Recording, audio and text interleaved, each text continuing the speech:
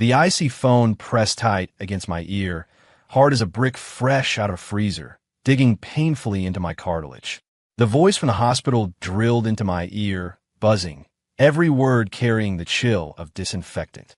Mr. Lin, your wife, Ms. Su Wan, underwent a successful surgery. Her vitals are stable. I stood frozen before the massive floor-to-ceiling window of my office. Below, the city lights blurred into a river of cheap, scattered diamonds. But in my eyes, this scenery was nothing but a swaying halo of light, unnervingly hollow. Amen. I squeezed a sound from my throat. It was dry and raspy. My fingers tightened unconsciously, knuckles turning dead white, nearly crushing the innocent coffee cup in my hand. Warm brown liquid squirted from the deformed rim, sliding down my fingers, sticky, smelling of burnt, cheap coffee powder, and dripping onto the sleek floor. Pat, pat. In the overly quiet top-floor office, that sound was amplified, beating annoyingly against my nerves. The glass window acted like a blurry mirror, reflecting my own shadow. My face was pale as a freshly painted wall, brows furrowed so tight the creases could crush a fly. The voice on the other end kept babbling, the flat tone making me want to smash the phone. However, there's a situation I must inform you of. Under the severe impact, Ms. Su suffered a concussion to the brain, resulting in selective amnesia. Our preliminary assessment suggests her memory has suffered large-scale gaps and confusion. Currently, her memory is stable at a point. Approximately 3 years ago. 3 years ago, my heart felt like it was seized by an invisible giant hand and squeezed hard, stopping dead. 3 years ago. That was shortly after we first met, before we had even. Get to the point.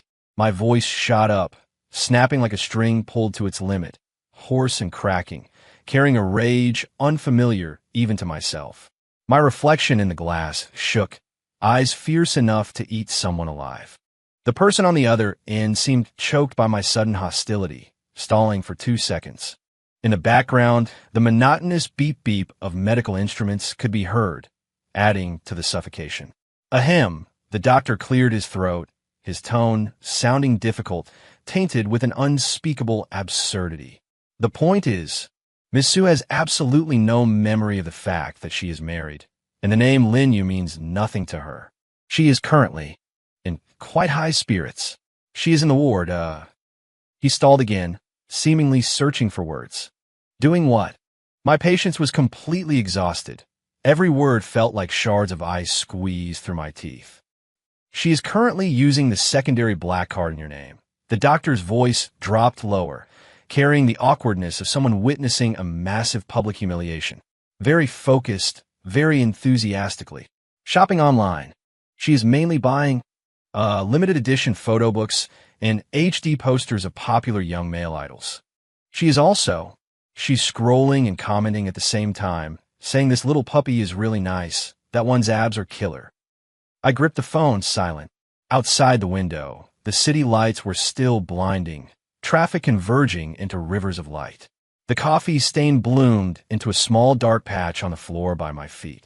The smell of cheap, burnt coffee in the air seemed to grow stronger. 3 years ago. Black card? Little puppy? Ups. Fine. Suwon, you're really something. A ghastly white ceiling, blindingly bright. The smell of disinfectant in the air was so strong it choked the throat. Suwon leaned back against the hospital bed, her back digging into the hard plastic headboard. Her bones felt weak, and she was a little out of it. She lifted the hand without the foredrip and rubbed her temples hard. Her fingertips were ice cold. Her brain felt stuffed with a ball of yarn clawed apart by a cat. Messy, impossible to untangle.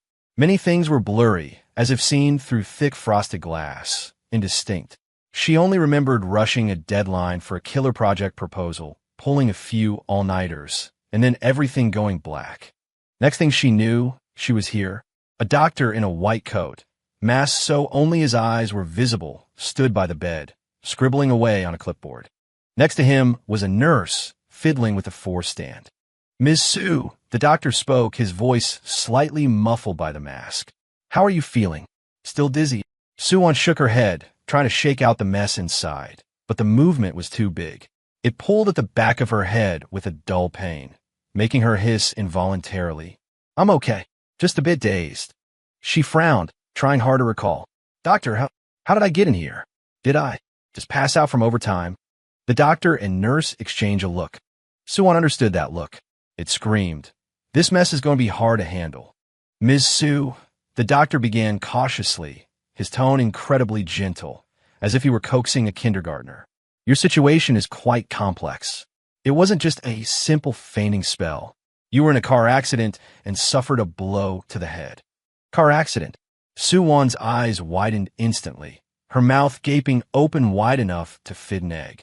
She subconsciously reached up to touch the back of her head and, sure enough, felt a patch of thick gauze. Me? A car accident. The concept felt light years away from her life, as distant as a past life. As a corporate drone shuttling strictly between her office and her rental apartment every day, where would she even find a car to crash? Yes. The doctor nodded, his gaze reassuring. Fortunately, your life isn't in danger, and the surgery went smoothly. However, he paused, seemingly choosing his words. The impact has affected your memory. Our preliminary diagnosis is that you are experiencing symptoms of selective amnesia. Selective amnesia? Suwon blinked. The term sounded awfully abstract. She asked tentatively, "So, what did I forget?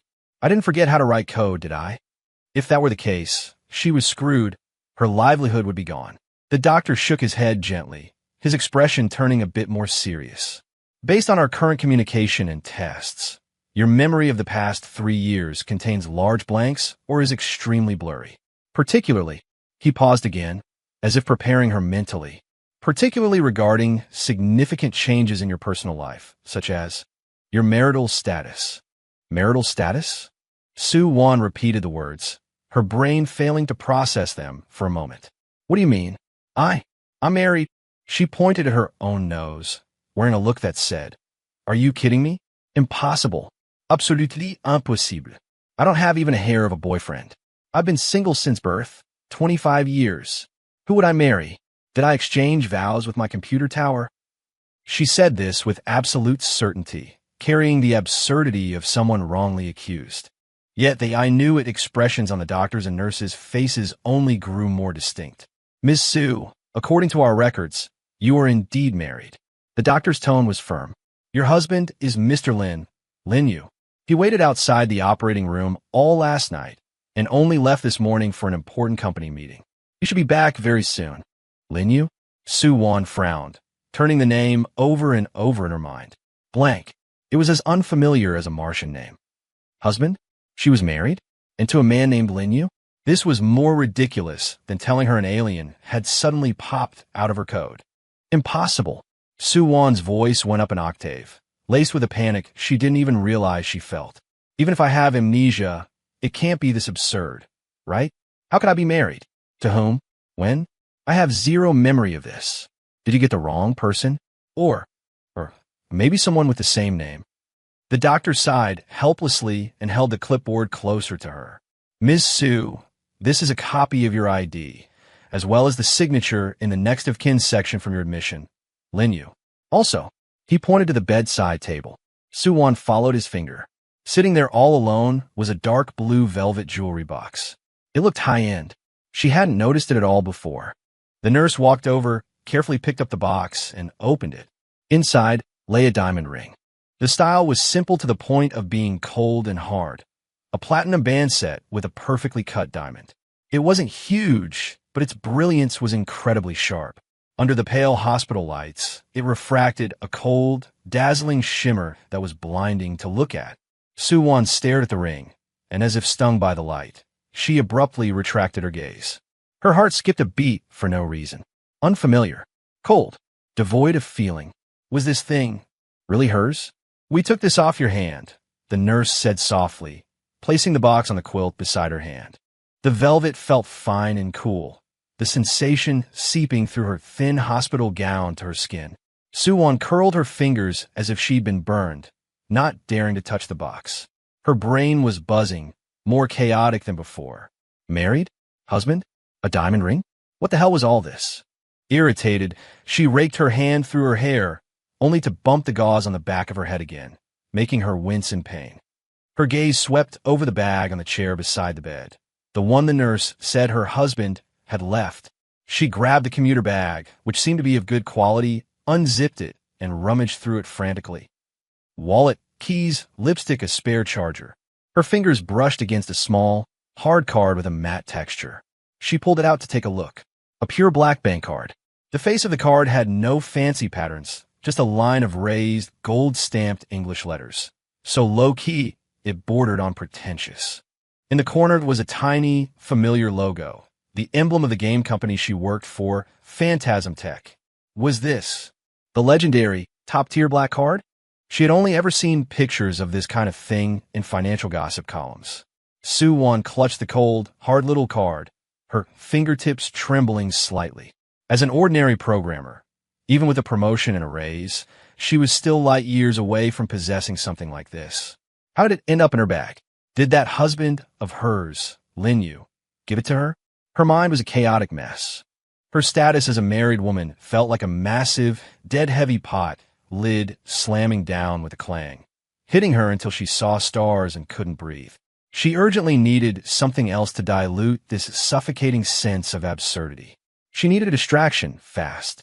Soo-won took a deep breath, tossed the heavy black card onto the blanket, and fished out her phone. The screen lit up and unlocked. Thank goodness, her fingerprints still worked. Her fingers trembling slightly, she relied on muscle memory to tap open the orange icon of a major shopping app. Her fingertips swiped across the screen rapidly. Right now, she needed something to spike her dopamine. She needed something fresh, eye-catching, and capable of proving her aesthetic sense was still online. The page refreshed, pushing a feed full of the hottest male celebrities. Face after young, handsome face, full of collagen, rushed at her with smiles that were either sunny or cool. Soo-won's eyes finally lit up, and her fingers tapped away furiously. TSK, this puppy dog type has snaggle teeth when he smiles. So cute. Wow. Those abs. Those lines. That body ratio. Incredible. Making this my screensaver to drool over every day. This abstinent look with the glasses is slaying me. He's the very definition of a refined bad boy. Bye. I need a set of limited edition posters. I absolutely must have that high-def photo book. This signed photo. Hiss, a bit pricey, but worth it. Going for it. Muttering to herself, she placed orders without hesitation, flying through the payment process with practiced ease. She pulled up the info for that cold black supplementary card and used it directly. Anyway, it was that husband's card. Why not use it? Just consider it. Compensation for mental distress? She felt a tiny pang of guilt over this slightly shameless thought, but was quickly healed by the beautiful bodies and faces of the fresh young hunks on the screen. Order successful. Looking at the rows of spiritual food awaiting shipment in her order list, Soo-won let out a long sigh of relief, feeling that the knot in her chest had loosened just a tiny bit. Who cares about amnesia or husbands? First, admire beautiful things and soothe her poor, frightened little soul. The hospital room door quietly pushed open a crack. Soo-won was immersed in the joy of scrolling through pictures of another boy band and didn't notice a thing. Outside the door, a tall, cold figure paused there, like a statue devoid of warmth. Lin Yu's gaze passed through the crack in the door, landing precisely on the woman in the hospital bed who was clutching her phone, her eyes gleaming as she stared at the abs of the young man on the screen. He saw her finger rapidly tapping by now and saw the pile of eyesores in her cart. Celebrity signed photo, high-def photo book, limited edition poster. Lin Yu's thin lips pressed into a straight, curve-less line, his jawline pulled tight. His eyes were as deep as a frozen pool, without a single ripple, emitting only a bone-piercing chill that spread silently. His fingers gripping the door handle slowly tightened. The coldness of the metal seeping through his skin couldn't seem to suppress the inexplicable fire in his heart. Fine, Soo-won, using my money to feed your eyes. He ultimately didn't push the door open, but silently took a step back and closed the crack. The sound of his retreating footsteps in the empty corridor was as cold and hard as an ice pick striking the ground. 3. Meeting the iceberg 3 months later. Illusion Tech headquarters, top floor, CEO's office. Outside the massive curved floor-to-ceiling windows lay the city's concrete skyline, bathed in blinding sunlight. Lin Yu sat behind a large black desk, his back perfectly straight. His dark gray bespoke suit didn't have a single crease, outlining the sharp lines of his broad shoulders and narrow waist. His eyes were lowered, his slender fingers holding a newly delivered project budget report. His fingertip tapped on a specific, exaggerated figure, making a soft click. The air was thick with low pressure. The project director, standing across the desk, had a patch of cold sweat soaking through the back of his shirt, terrified to breathe too loudly. Just then, a knock-knock-knock sounded at the door, tentative and cautious. Lin Yu didn't even lift his eyelids, his voice cold enough to freeze the air. "Enter." The door was pushed open, and the HR manager's round, chubby face, plastered with a fake professional smile, poked in. "Mr. Lin, sorry to disturb you. The new intern for the technology department is here to report for duty. I brought their file for your review." He stepped aside, revealing a figure behind him. Lin Yu's gaze remained fixed on that damn budget report as he replied indifferently, "Put it on the table." Light, brisk footsteps approached the desk, carrying a reckless vitality unique to the young. Immediately following came a soft thud. A cup of milk tea was plunked down, neither gently nor forcefully, onto the edge of his expensive mahogany desk. It was a pink plastic cup, its sides beaded with condensation, with a thick straw adorned with a smiley face sticking out of the top. Printed across the cup in huge, gaudy letters was the slogan, "Taro Boba, a sweet critical hit." This pink, sweet critical hit formed a contrast of cosmic, nuclear proportions against his cold-toned, serious office saturated with low pressure. Lin Yu finally tore his gaze away from the report and slowly looked up. His gaze first landed on that utterly incongruous cup of milk tea, reeking of cheap sweetness, pausing there for a second. Then, following the slender, fair hand gripping the cup, his eyes traveled upward, inch by inch. Light blue jeans, washed until slightly faded. A simple white t-shirt with a goofy cartoon cat printed on the chest. Further up was a face. After 3 months apart, that face had lost the pallor of the sickbed and regained a healthy, rosy glow. Her hair was cut shorter into a neat shoulder-length bob that accentuated her pointed chin. At this moment, those eyes he knew so well, eyes that had once held cunning or tenderness, were looking at him sparklingly. They shone with a light he had never seen in them before, pure, bold, and eager. Interest? Like a child who had discovered the shiniest new toy in a shop window. "Suwon."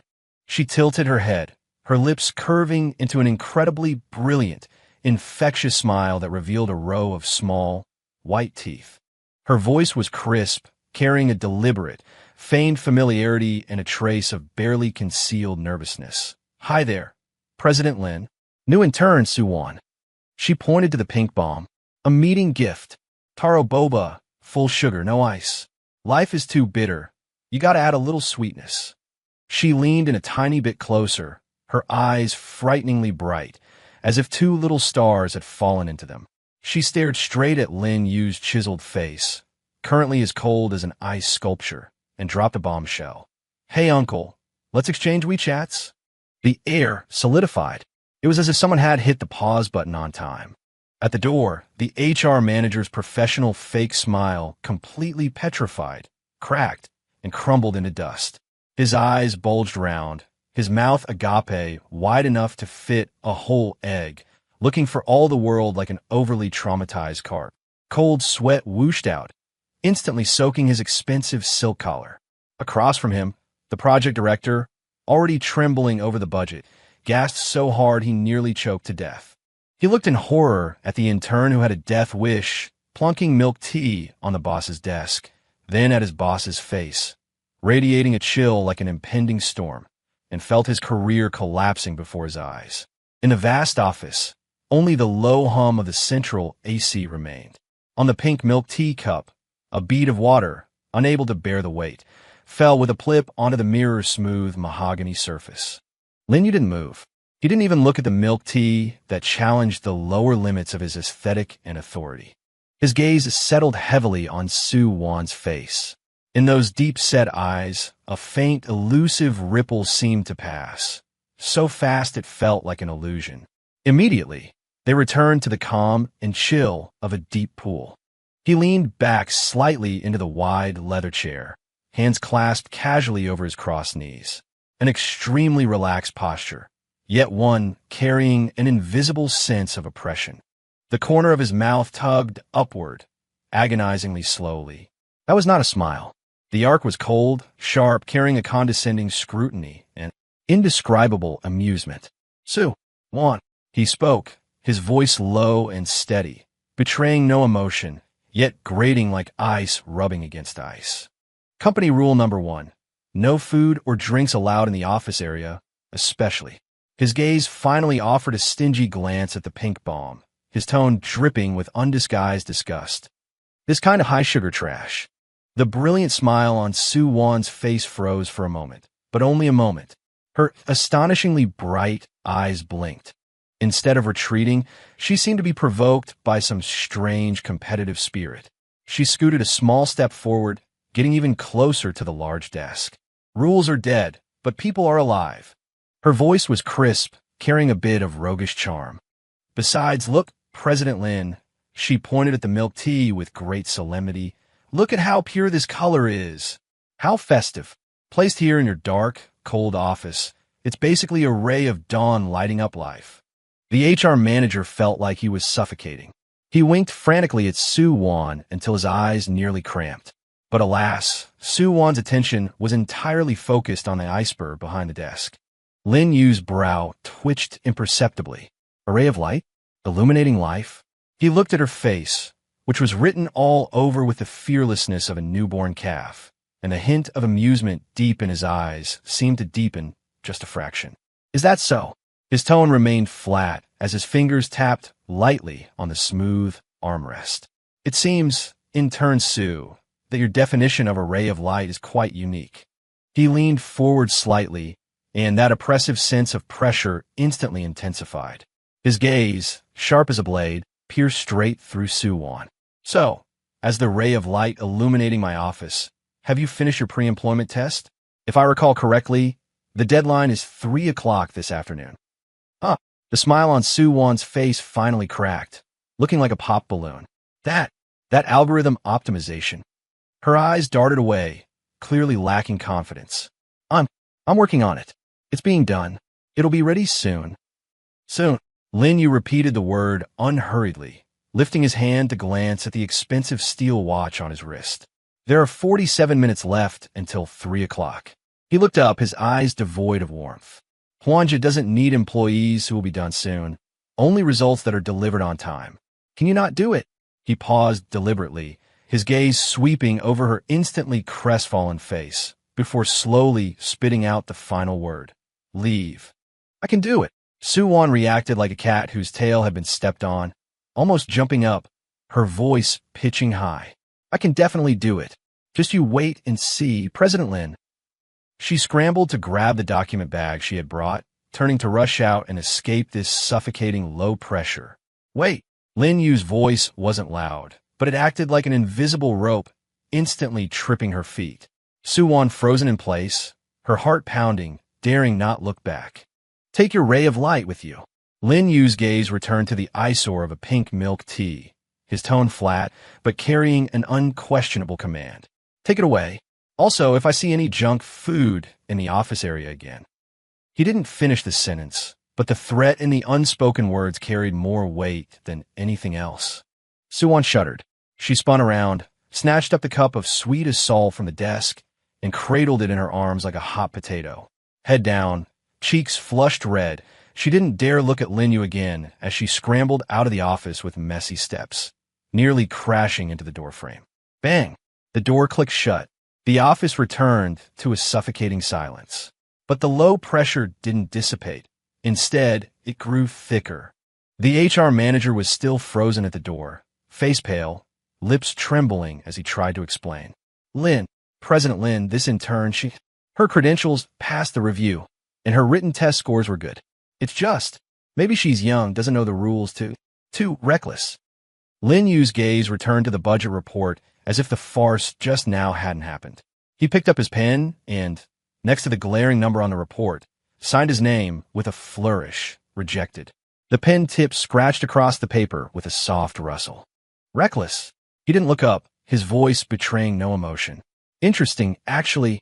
The HR manager paused, unable to figure out if the boss's interesting was praise or criticism. Did he think the intern was amusingly stupid, or something else?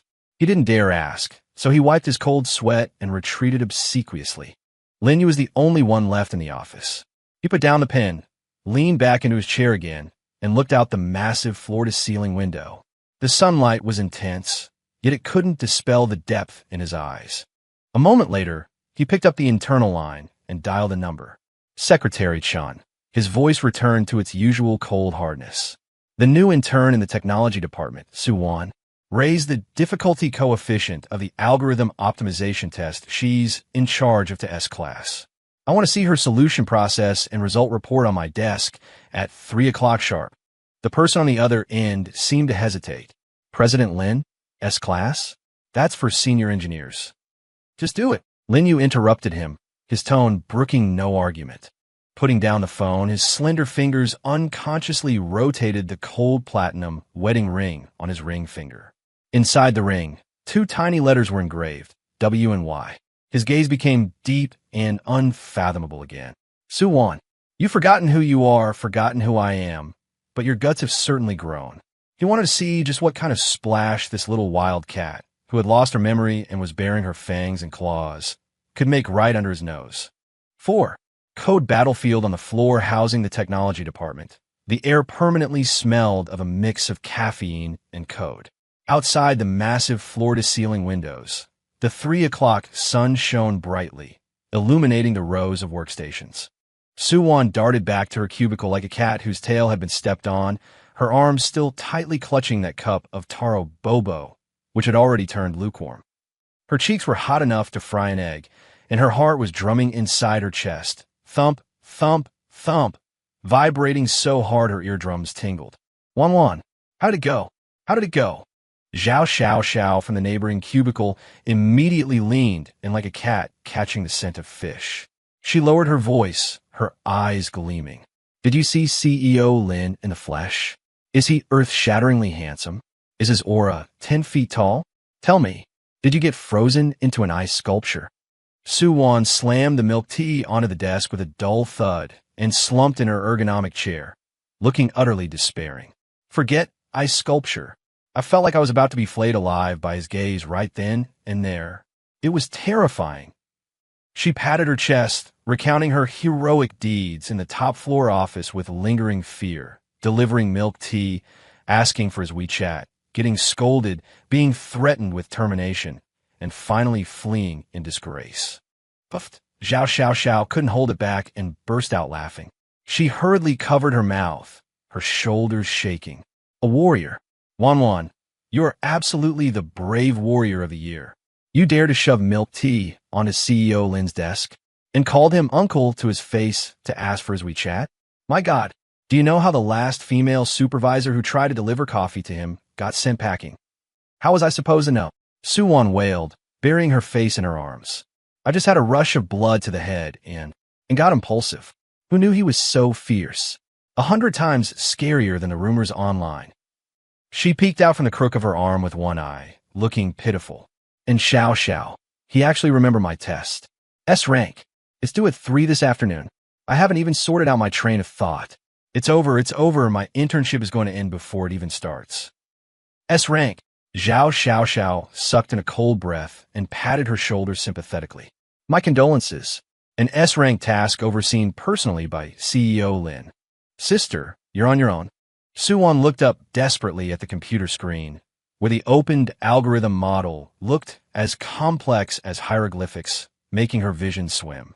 That cup of pink, sweet critical hit stood on the corner of the desk like a giant mockery. No, she couldn't just give up.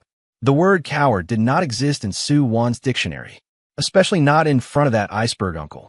A surge of spite mixed with inexplicable fighting spirit shot up from the soles of her feet to the top of her skull. She sat up straight abruptly and took a deep breath, her eyes turning fierce, or rather suicidal, milk tea. Is it? Junk food, is it? Fine. Lin Yu. Just you wait. She grabbed the mouse, moving like lightning.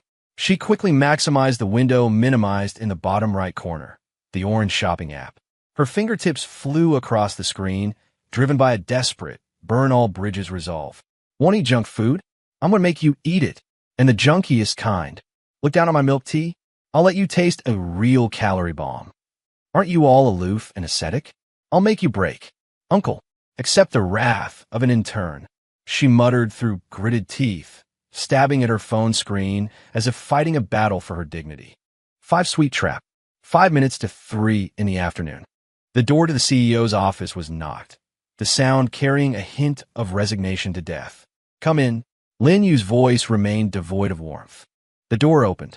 Su-won shuffled in with heavy steps, holding an oversized brown paper bag emblazoned with a striking yellow M logo, as if she were carrying a pack of dynamite.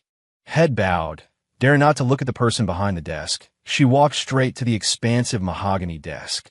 Gently, yet with immense determination, she set the paper bag, emitting the rich aroma of fried food, onto the surface with a thud. It landed precisely over the faint water ring left by the milk tea that morning.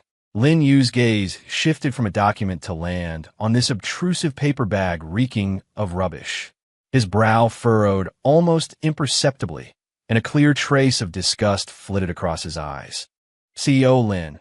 Su-won's voice was tight, though she strove to maintain composure. My algorithm optimization report and the problem-solving documentation are all on the USB drive. I've also emailed them to you. She spoke rapidly, as if completing a monumental task, and turned to slip away. Halt! Lin Yu's voice wasn't loud, but held a strange, penetrating power that instantly nailed her feet to the floor. Su-won's heart leaped into her throat as she stiffly turned around. Lin Yu's gaze finally shifted from the greasy paper bag to her face. He leaned forward slightly, resting his arms on the edge of the desk with his fingers interlaced. The platinum wedding ring caught the light, reflecting a cold, hard glint.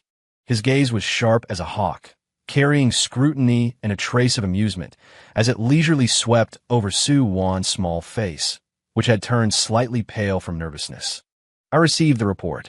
He spoke slowly, his speed measured as if savoring every word.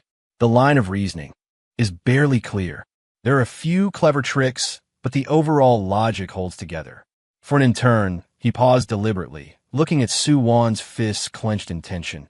It's so. You pass. Passed. Su-won's tense shoulders instantly slumped a little, and she almost forgot to breathe. She got through. She actually survived under the double pressure of an S-class mission and her iceberg boss. However, Lin Yu's next sentence immediately extinguished the small flame of relief that had just sparked within her with a pft. But he lifted his chin slightly and tapped the huge paper bag on the desk that was emitting an unhealthy aroma, his tone as flat as if he were discussing the weather. Intern Su, can you explain what this is? Here it comes. Su-won's scalp prickled, and she braced herself to meet his scrutinizing gaze, trying to squeeze out an innocent smile.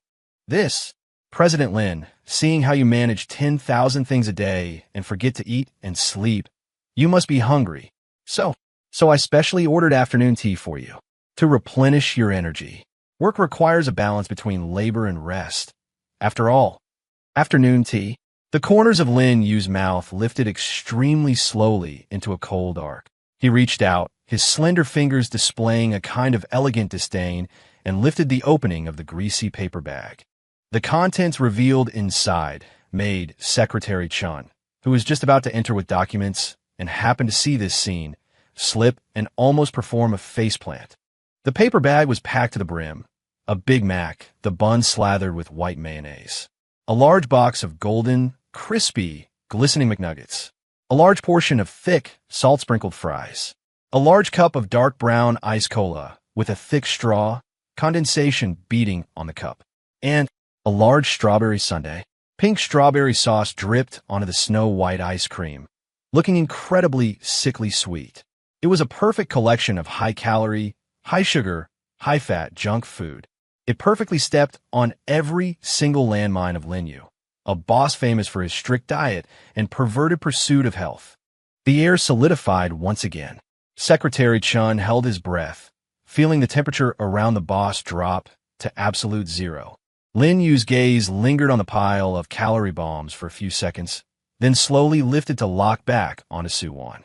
That look was bottomless, carrying an all-knowing clarity and extremely dangerous amusement. He suddenly smiled. It wasn't that cold arc from before, but a genuine, extremely faint smile. Appearing on his perennially icebound face, this smile didn't melt the chill. Instead, like sunlight hitting a polar glacier, it refracted an even colder light. "Specially ordered for me?" He slowly repeated Su-won's words, the ending note rising slightly, carrying a hint of indescribable mockery. "Intern Su, this gesture of yours is truly original." Su-won felt creeped out by his smile, the hairs on the back of her neck standing up. She felt like a little rabbit targeted by an apex predator with nowhere to run. "Fine." Lin Yu leaned back against his chair, hands clasped again, his wedding ring glaringly conspicuous. He looked at Su-won, his eyes calm and ripple-less, yet carrying an unquestionable tone of final judgment. "I accept the afternoon tea." Su-won post. "Accepted?" Just like that? However, Lin Yu's tone suddenly turned cold and hard. "In return, the preliminary user research report for the Mirage project you are responsible for." He paused deliberately, watching the glimmer of luck in Su-won's eyes fade rapidly, replaced by fresh terror. "Redo it." 2 words. Clear, cold, decisive. "Huh." Su-won looked as if she had been struck by lightning, her small face collapsing instantly as a wail escaped her lips. "Why, President Lin, I stayed up for 3 whole nights for that report. I lost a handful of hair." "Why?" Lin Yu raised an eyebrow, his fingertip tapping lightly on the desk, making a crisp sound. His gaze swept pointedly over the huge McDonald's paper bag on the table. "Because I suddenly feel that you seem to have an excess of energy and plenty of time to spend on balancing work and rest." His gaze settled back on Su-won's face, which was written all over with breakdown. The cold, spitefully amused arc at the corner of his mouth deepened. 10 times.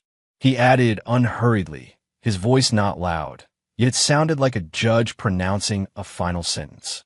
"Next Monday morning, I want to see 10 research reports on the Mirage project on my desk, each from a different angle, different depth, and covering every potential user pain point. If there's one missing, or if the quality is not up to par." He leaned forward slightly, that oppressive pressure once again enveloping Su-won. His eyes were sharp as knife blades, every word smashing clearly against her eardrums. "Pack your things and go."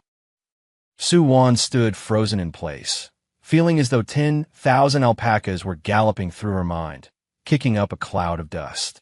She looked at the man behind the desk, calm, composed, as if he had merely issued the most ordinary of instructions, and then looked at the McDonald's paper bag standing on the desk like a piece of incriminating evidence.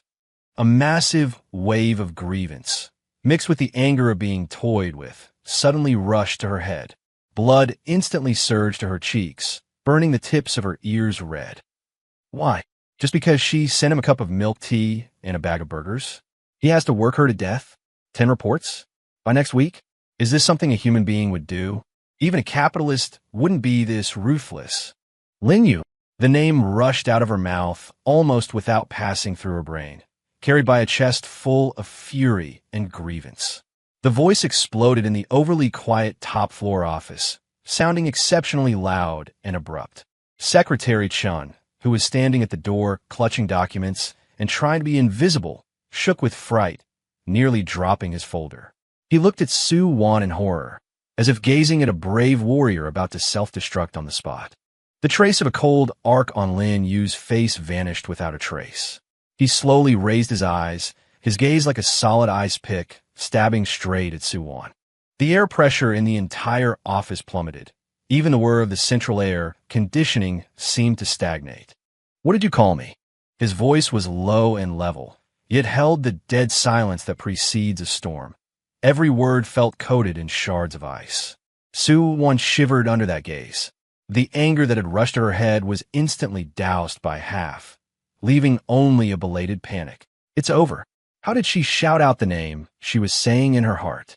And she shouted it so loudly, so righteously.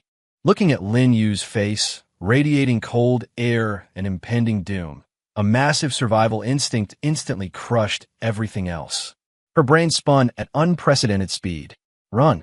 Must run. This place is not safe. In a split second, Suwon made a move that nearly caused Secretary Chen's eyes to pop out of his head. She bent violently at the waist, executing as standard as can be 90-degree bow in Lin Yu's direction. The movement was so sweeping, she almost banged her forehead on the edge of the desk. I'm sorry, President Lin. I was wrong. Her voice was loud and resounding, carrying a tragic, go-for-broke quality. I'll go redo the report right now. 10 times. I promise to have them on your desk on time next Monday. If there is one word missing, you can fire me. Having roared this all in one breath, she didn't dare lift her head to check Lin Yu's expression. Maintaining the bowing posture, she bounced backward a giant step as if her feet were spring-loaded, then turned and bolted. The movements were executed in one smooth flow, fast as a rabbit. Bang! The heavy solid wood door of the office was slammed shut with all her might, making a deafening noise that seemed to make even the walls tremble. The door panel cut off the outside world. Inside the office, there was a deathly silence. The giant McDonald's bag on the table emitted a stubborn aroma of fried food. The water droplets on the wall of the iced cola cup gathered into a thin stream, sliding silently down to form a small, dark, cold water stain on the polished mahogany desk. Lin Yu remained in his original posture, leaning back in his chair. There was no expression on his face, only a complex undercurrent surging deep within his eyes. Anger? Perhaps a little. The offense of being addressed by his full name by a lowly intern. But more than that, there was a sense of loss of control that even he hadn't anticipated. Watching her flee in panic like a small animal that had been provoked into puffing up its fur only to turn cowardly, that clumsy yet desperate 90-degree bow. A strange, slightly dark amusement quietly took root. He slowly raised his hand, his thumb unconsciously and forcefully rubbing the cold platinum ring on his ring finger. The letters W and Y, engraved on the inner band, pressed against his skin. Suwon. She had forgotten who he was, yet dared to challenge his bottom line again and again. She had forgotten their relationship, yet used this clumsy and ridiculous method to try and get close. He picked up the internal line and dialed the technical department. Managerly, his voice returned to its usual cold hardness. The new intern, Suwon. The user research report for the Mirage project is to be her sole responsibility. Give her level 1 database access. Also, arrange a window seat for her, somewhere relatively quiet. He paused, then added, to make it easier for her to balance work and rest. The person on the other end of the phone seemed to freeze for a moment before hurriedly complying. Yes, Mr. Lin.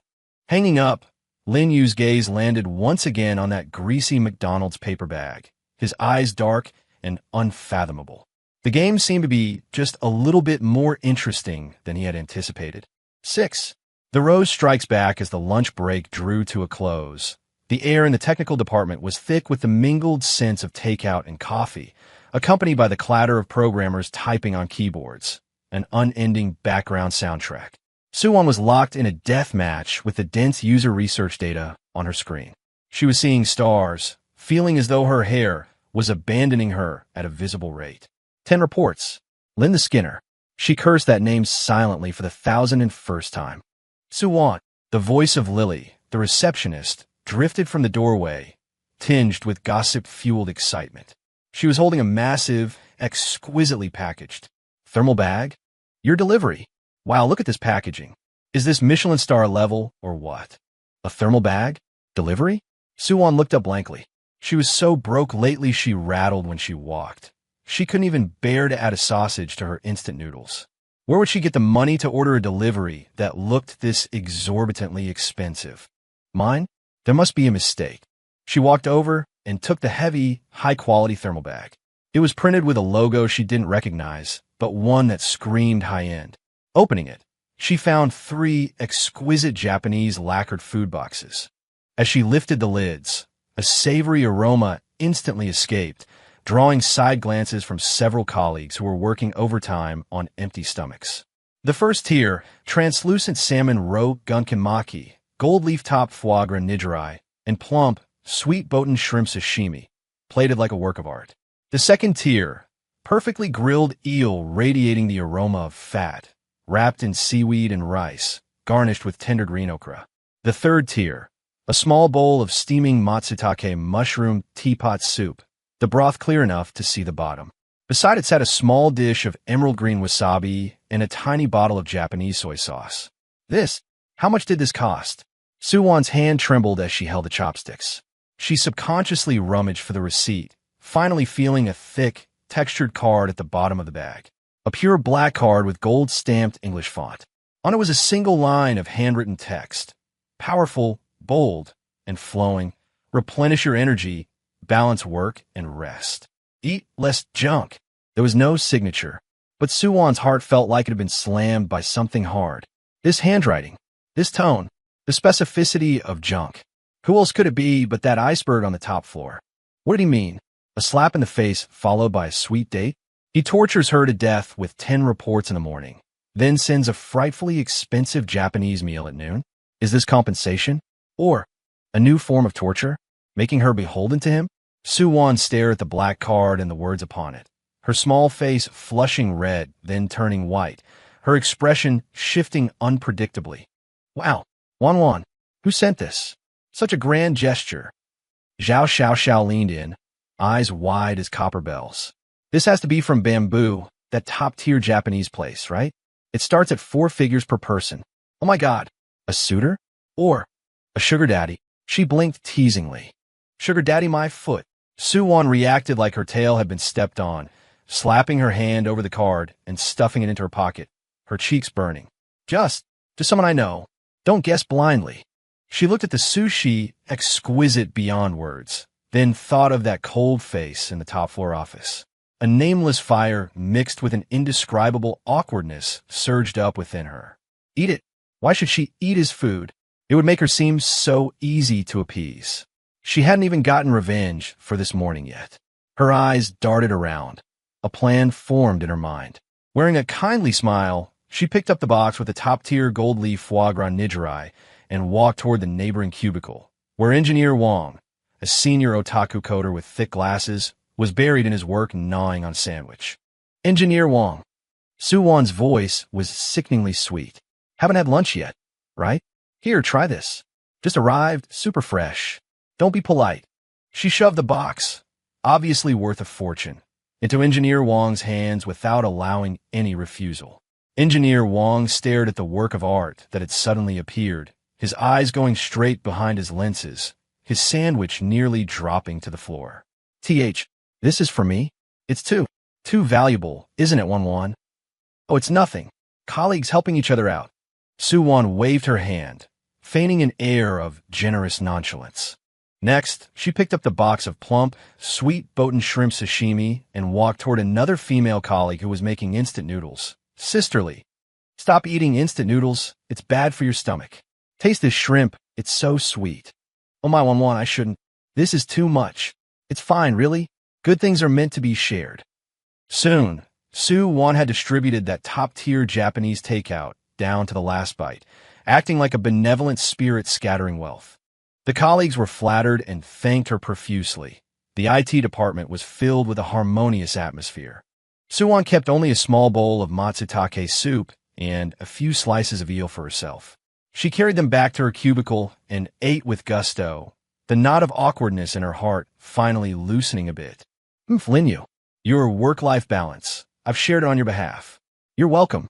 She didn't notice that in a corner of the IT department, an inconspicuous surveillance camera slightly shifted its angle. 7. Elevator thriller top floor, CEO's office. The huge high-definition surveillance screen was displaying a real-time feed of the IT department. In the center of the screen was Suwon's face, wearing a smug little smile like a cat that had successfully stolen a fish and that lonely bowl of matsutake soup in front of her. Linyu leaned back in his chair, toying with an expensive fountain pen in his hand. He watched the little woman on the screen generously distributing the top-tier cuisine he had sent to her colleagues, leaving only the most inconspicuous soup and scraps for herself. The cold curve at the corner of his mouth didn't disappear. Instead, it deepened. The pen twirled nimbly between his slender fingers, its nib reflecting a cold glint. A faint, low chuckle of ambiguous meaning escaped his thin lips. Quite vindictive, and quite skilled at winning people over. He picked up his phone, opened an encrypted chat window, and typed rapidly. Check the progress of the projects Engineer Wang and Sister Lee from the IT department are currently responsible for. See if there is any risk of delay. A few days later, tea time. Sue Wang was facing her computer, racking her brains to compile her 8th research report, feeling as if her soul had left her body. Suddenly, a large bouquet of red roses, passionate to the point of arrogance, slammed against her computer screen with a thud. Delicate and dripping with beauty, the petals still bore fresh water droplets, and a rich rose scent domineeringly filled the entire cubicle. At a glance, there were at least 99 of them. Wow! The entire IT department instantly boiled over with excitement. The sound of coding stopped. Every head turned in unison, eyes focusing on Sue Wang and that enormous bouquet of red roses which exploded with presents. Sue Wang, confess immediately. Who sent them? Such a big gesture. 99 Bulgarian air-flown roses, surely. OMG. So romantic. Wan, you've been hiding this deep. Sue Wang was stunned too. She looked at the exquisite card tucked into the bouquet, her heart pounding wildly. Could it be him? Impossible. An iceberg sending roses? That image was too terrifying. She dared not imagine it. Her trembling hand pulled out the card. On it was the same familiar, vigorous handwriting. This time, there was only a short sentence. How does the report progress? The signature line remained blank. Sue Wang. A rush of anger shot straight to her forehead. Romantic? Romantic my ass. This was clearly a naked threat plus mockery. It was more like a death warrant. Asking how the report progress is? He might as well just hold a knife to her neck and ask. Sue Wang's small face flushed red with anger.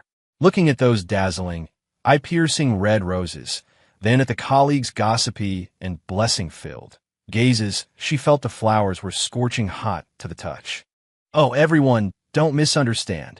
Sue Wang stood up abruptly, plastering an extremely exaggerated smile on her face and raising her voice an octave. These flowers were actually sent by President Lin. Cough, cough, cough. Instantly, sounds of people choking on their own saliva rang out all around. The expressions on the colleagues' faces instantly shifted from gossipy excitement to horror and disbelief, looking as if they had collectively swallowed flies. President Lin? Sending flowers? To an intern? And red roses? 99 of them. This was harder to accept than the end of the world. Facing everyone's petrified gazes, Sue Wang continued to drop bombshells. Her voice was crisp and loud, ensuring every corner could hear.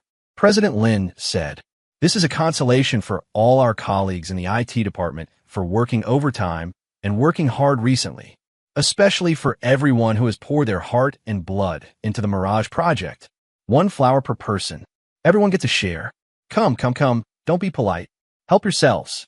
As she spoke, moving as efficiently as someone handing out flyers, she pulled the bright red roses out of the huge bouquet, one by one, and involuntarily stuffed them into the hands of the colleagues nearest to her. "Sister Zhao here. Thank you for your hard work. Engineer Wang, take it. A token of President Lin's regard. Brotherly, don't just stand there. Catch." Holding the single roses that symbolized President Lin's regards, the colleagues' expressions were a spectacular sight to behold. It was as if they were cupping red-hot branding irons. They couldn't throw them away, yet they dared not hold them either. They stood frozen in place, utterly disheveled in the wind. Sue Wang, meanwhile, clutched the remaining bouquet, now obviously much sparser, and with a brilliant smile on her face, while screaming frantically inside. She shook it vigorously and triumphantly at the surveillance camera in the corner. "Linyu, I've shared your flowers on your behalf. Consider your consolation bonus saved." Chapter 8. Weekend Raid, the Top Floor Office. On the surveillance screen before Linyu, Sue Wang's smug face, practically screaming "Bite me," was clearly displayed. along with a pitiful bunch of red roses in her arms that had been plucked half-bald. He held a cup of black coffee, steam curling around the rim. Watching that little woman on the screen, bold enough to borrow flowers to offer Buddha, using his name to turn his regards, threats, into departmental welfare. The corners of Lin Yu's lips slowly, ever so slowly, curved upward. This time, it wasn't a cold arc, nor was it a faint smile laced with malice. It was a genuine smile, one tinged with helplessness, yet harboring intense interest and indulgence. A smile extremely rare for him. He lifted the coffee and took a sip. The bitter liquid slid down his throat. His thumb habitually rubbed the cold band on his ring finger. Su-won. She had forgotten the past, yet she could still so easily stir up these frozen waters. Friday, closing time. A relaxed atmosphere of finally liberated permeated the technical department. Su-won let out a long sigh and carefully placed the 10th fresh out of the oven user research report, still warm from the printer, into her folder. Done. 10 great mountains. She had finally moved them all. She felt physically drained, but her spirit was abnormally high. Tomorrow was the weekend. She was going to sleep until the end of time. Humming an off-key tune, she packed her backpack and walked briskly toward the elevator hall. Her mind was already debating whether to stay in and binge-watch shows or go out for a feast to reward herself. The elevator doors opened with a ding. Su-won had just stepped inside when a familiar, overwhelmingly oppressive and chilly aura washed over her. She looked up, and her heart stopped. Lin Yu. He stood in the center of the elevator, his posture as upright as a pine. A dark gray suit jacket was draped casually over the crook of his arm, revealing a crisp white shirt underneath. The top button was undone, shedding some of his usual cold rigidity, but adding a touch of languid. Danger. He was looking down at his phone, his side profile looking exceptionally sharp under the overhead light. In a confined space, there was nothing but the faint, cool scent of cedar clinging to him, and the sound of Su-won's own heart pounding like a war drum. Su-won froze at the door, neither entering nor retreating. A strong sense of crisis, like a small animal stumbling into the territory of an apex predator, seized her. Lin Yu seemed to sense someone's presence and looked up. His deep gaze landed on Su-won, carrying a trace of imperceptible scrutiny as it swept over her instantly frozen expression and slightly widened eyes. Off work, he spoke, his voice sounding exceptionally low in the enclosed space, devoid of emotion. Why, yes. Yes, President Lin. Su-won answered bracingly, like a primary school student called on by a teacher. She quickly shrank into the furthest corner of the elevator, wishing she could embed herself into the stainless steel wall. She lowered her head, pretending to study the button panel, praying frantically in her heart. Don't look at me. Don't look at me. Just pretend I don't exist. The elevator doors slowly slid shut and began to descend. In a narrow space, the air felt so thick it was almost impossible to breathe. Su-won could clearly hear the roar of her own heartbeat.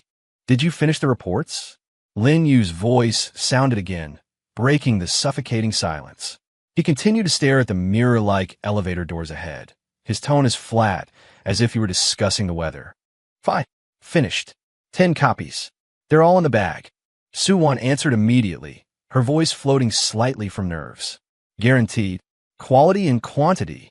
She subconsciously gripped her backpack's straps tighter, as if they were a lifeline. Amen. Lin Yu responded faintly and said no more. The elevator descended smoothly, the numbers changing steadily. For Su-won, seconds felt like years. She only hoped to reach the first floor quickly. Just as the elevator was about to reach the ground floor, and Su-won secretly breathed a sigh of relief, preparing to dash out the moment the doors opened. Ding! The elevator stopped at a certain floor. The doors opened. Outside stood several employees from other departments, talking and laughing as they prepared to enter. The moment they looked up and saw Lin Yu standing inside, the smiles on their faces instantly solidified, as if someone had hit the pause button. The air went instantly silent. Lin Yu remained expressionless, his gaze sweeping over them indifferently. It was as if those employees had been swept by an invisible chill. They all stepped back in unison, plastering extremely unnatural smiles filled with obsequiousness and awe onto their faces, and spoke with one voice. President Lin, please, you go first. We'll wait for the next one. No rush. No rush at all. Having said this, they very consciously and with synchronized movements pressed the button outside to close the elevator doors. Under Su Wan's despairing gaze, the elevator doors slowly slid shut again. It cut off the outside world and severed her last hope of escape. In the narrow space, it was just her and Lin Yu again. Su Wan felt that her back was already soaked through with sweat. She kept her head obstinately lowered, staring at the tips of her shoes, wishing she could vanish right there and then. Are you afraid of me? Lin Yu's voice suddenly rang out, very close. It carried a note of playful scrutiny. Su Wan started violently. She subconsciously looked up, only to crash right into his deep, bottomless eyes. That gaze seemed to have hooks in it, capable of seeing right through a person's heart. And no, Su Wan denied it flatly, her voice rising in pitch due to her guilty conscience, sounding particularly jarring.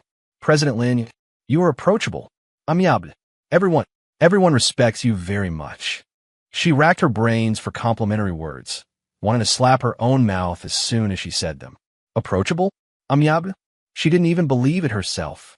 Watching her panicked, dodging eyes and flushed cheeks, the corners of Lin Yu's mouth curled up almost imperceptibly.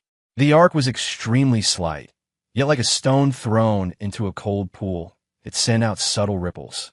Is that so? His tone lifted slightly, and he turned his body slightly toward her. That oppressive scent of cold cedar enveloped her even more distinctly. He leaned forward slightly, closing the distance.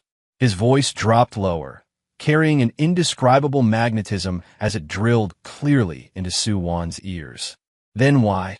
Every time you see me, is it like a rabbit seeing an eagle? Boom! Su Wan's face instantly exploded in red. All the blood rushed to the top of her head. Her ears were buzzing. He was too close. So close she could even see the curve of his thick eyelashes and see that hint of wicked amusement deep in his eyes. A rabbit seeing an eagle? What kind of lousy metaphor was that?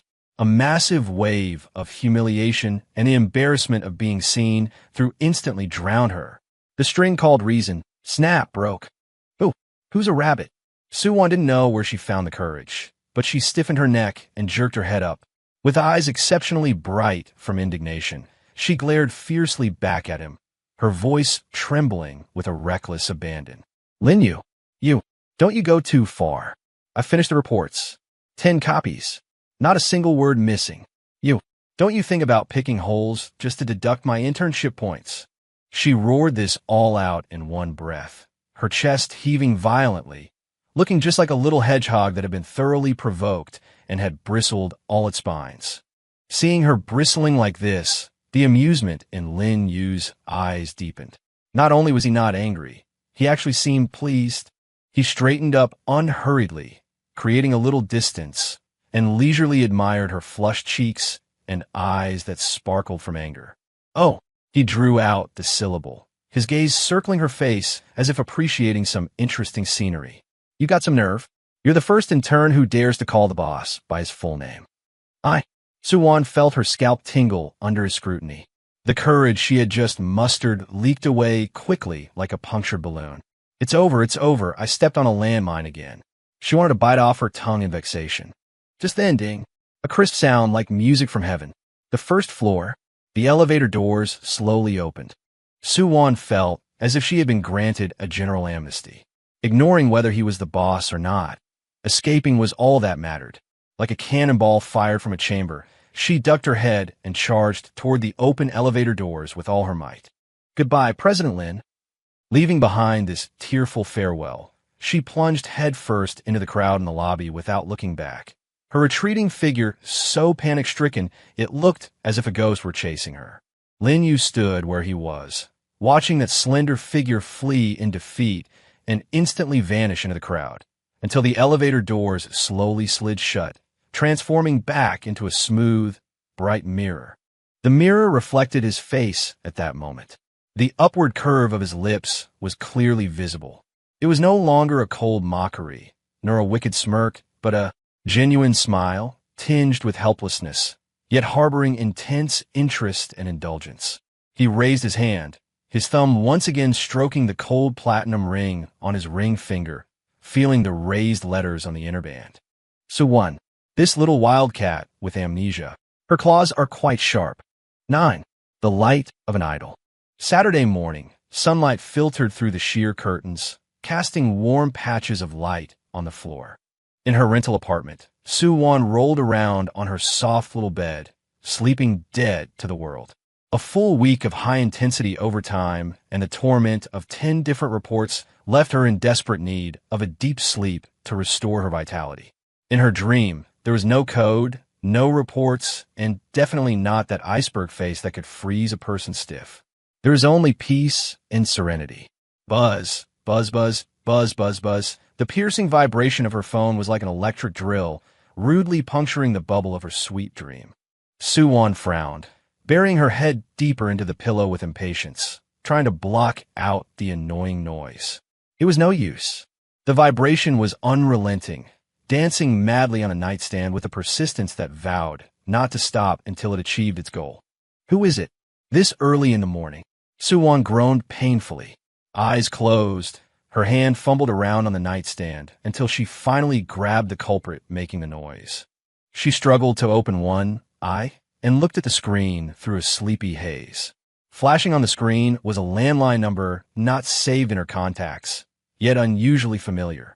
The direct line to the CEO's office at Hwanja Tech. Suwon's sleepiness was scared away instantly.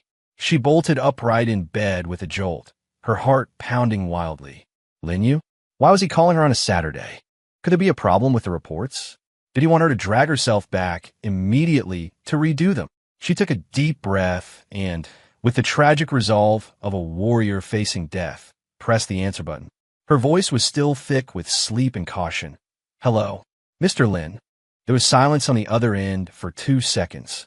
Then, a low, steady voice void of any emotion came through, striking clearly against Suwon's eardrums. Intern Su, an urgent client meeting has come up.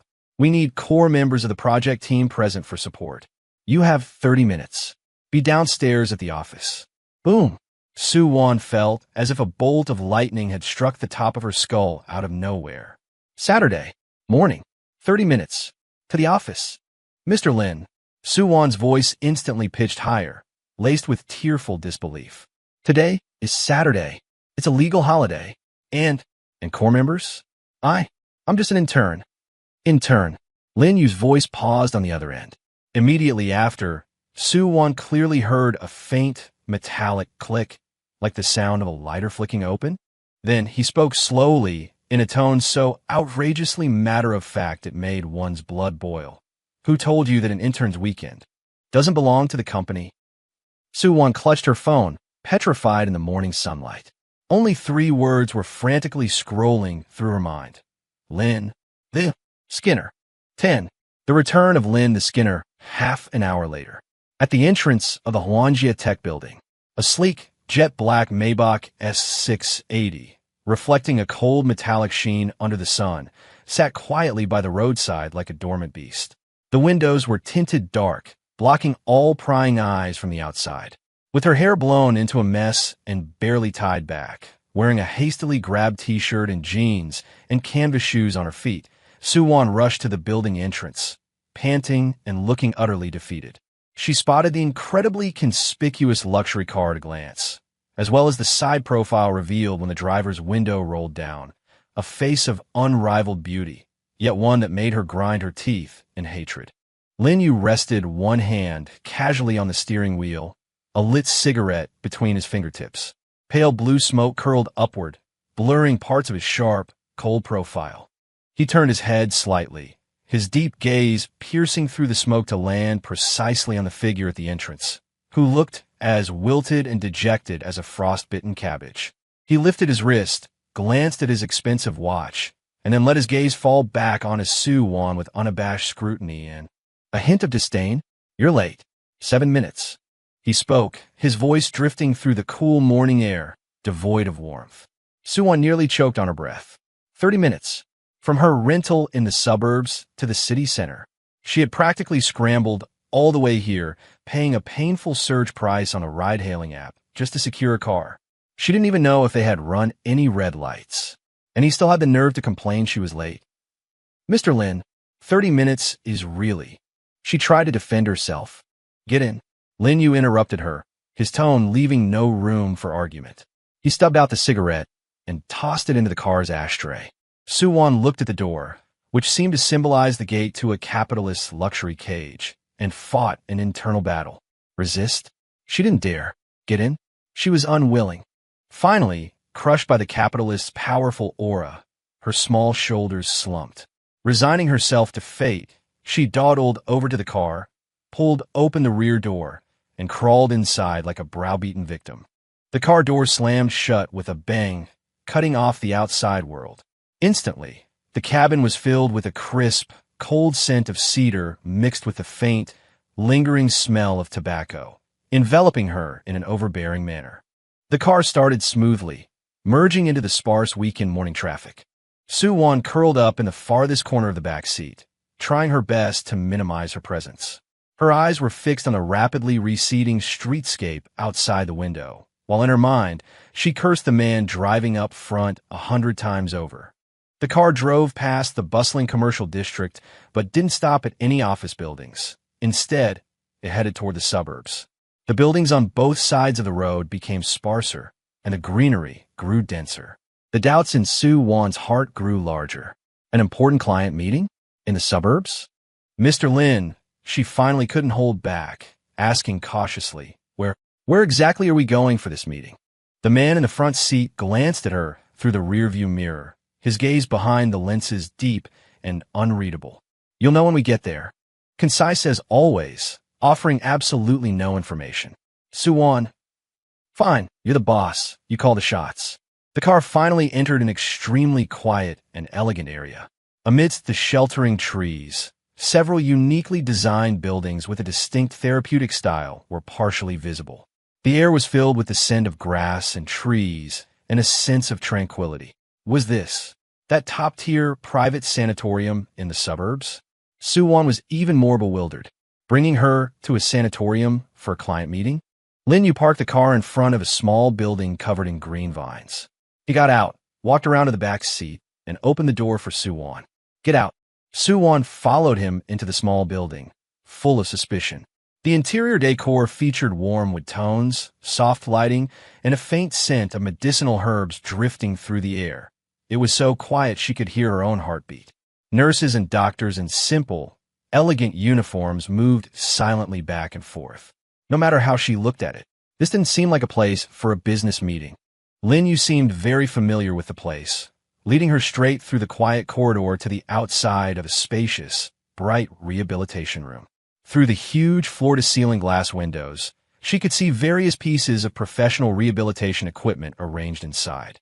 An elderly gentleman wearing loose sportswear, with gray hair but looking hale and hearty, was earnestly doing balance training under the guidance of a therapist. His movements were somewhat slow, but very steady. When Su-won saw the old gentleman's face clearly, she felt as if she had been struck by lightning. She covered her mouth abruptly to stop herself from screaming. Young, Professor Young, she cried out involuntarily, her voice distorted by shock. Professor Yang Xinghua, the titan of the domestic artificial intelligence field, her most worshipped idol during university. The inspiration for her graduation thesis topic had come from one of Professor Yang's early works. She had only heard that Professor Yang injured his leg in an accident a few years ago and had been recuperating, rarely making public appearances. How could he be here? Lin Yu brought her to see Professor Yang. Lin Yu stood beside her, his gaze resting on the focused elderly man in the rehabilitation room, his eyes holding a rare trace of warmth and respect. Elder Yang is the most important technical consultant for our Mirage project and also one of the biggest investors. His voice was low and steady, exceptionally clear in the quiet corridor. He's recovering well, and recently he wanted to understand the progress of the project's core components, specifically the application model of the dynamic emotional algorithm in user immersion experiences. He paused, turning his gaze to Su-won, who was beside him, completely petrified with her mouth wide enough to fit an egg.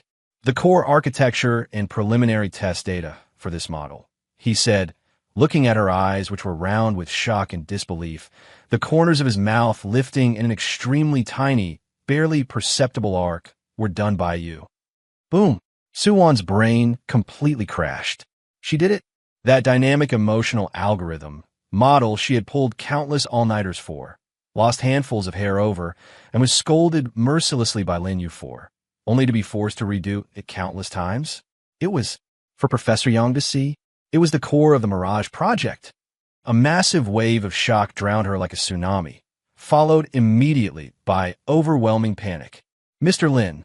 Suwon suddenly grabbed Lin Yu's arm, her fingers turning white from the force, her voice shaking uncontrollably. No, absolutely not. My model, it's just a semi-finished product. There's still so many bugs I haven't fixed. The logic isn't fully self-consistent either. Show it to Professor Yang? That's too humiliating. I'll be nailed to the pillar of academic shame. I beg you, Mr. Lin, send someone else. Engineer Zhao. Engineer Wang. They are all 100 times better than me. She was rambling incoherently, so anxious that tears were about to spill out. Losing face in front of her idol? That was worse than death. Lin Yu looked down, glancing at her hand, tightly gripping his arm. The girl's fingers were slender. Her grip was so tight that her fingernails had turned white. He could clearly feel the slight tremor running through her body and the immense panic radiating from her. He raised his eyes and looked at her. That small face, usually so full of vitality or a hint of sly playfulness, was now filled only with pure, unadulterated fear and pleading, like a shivering fawn driven to the edge of a cliff. Lin Yu's gaze was bottomless. He remained silent for a few seconds.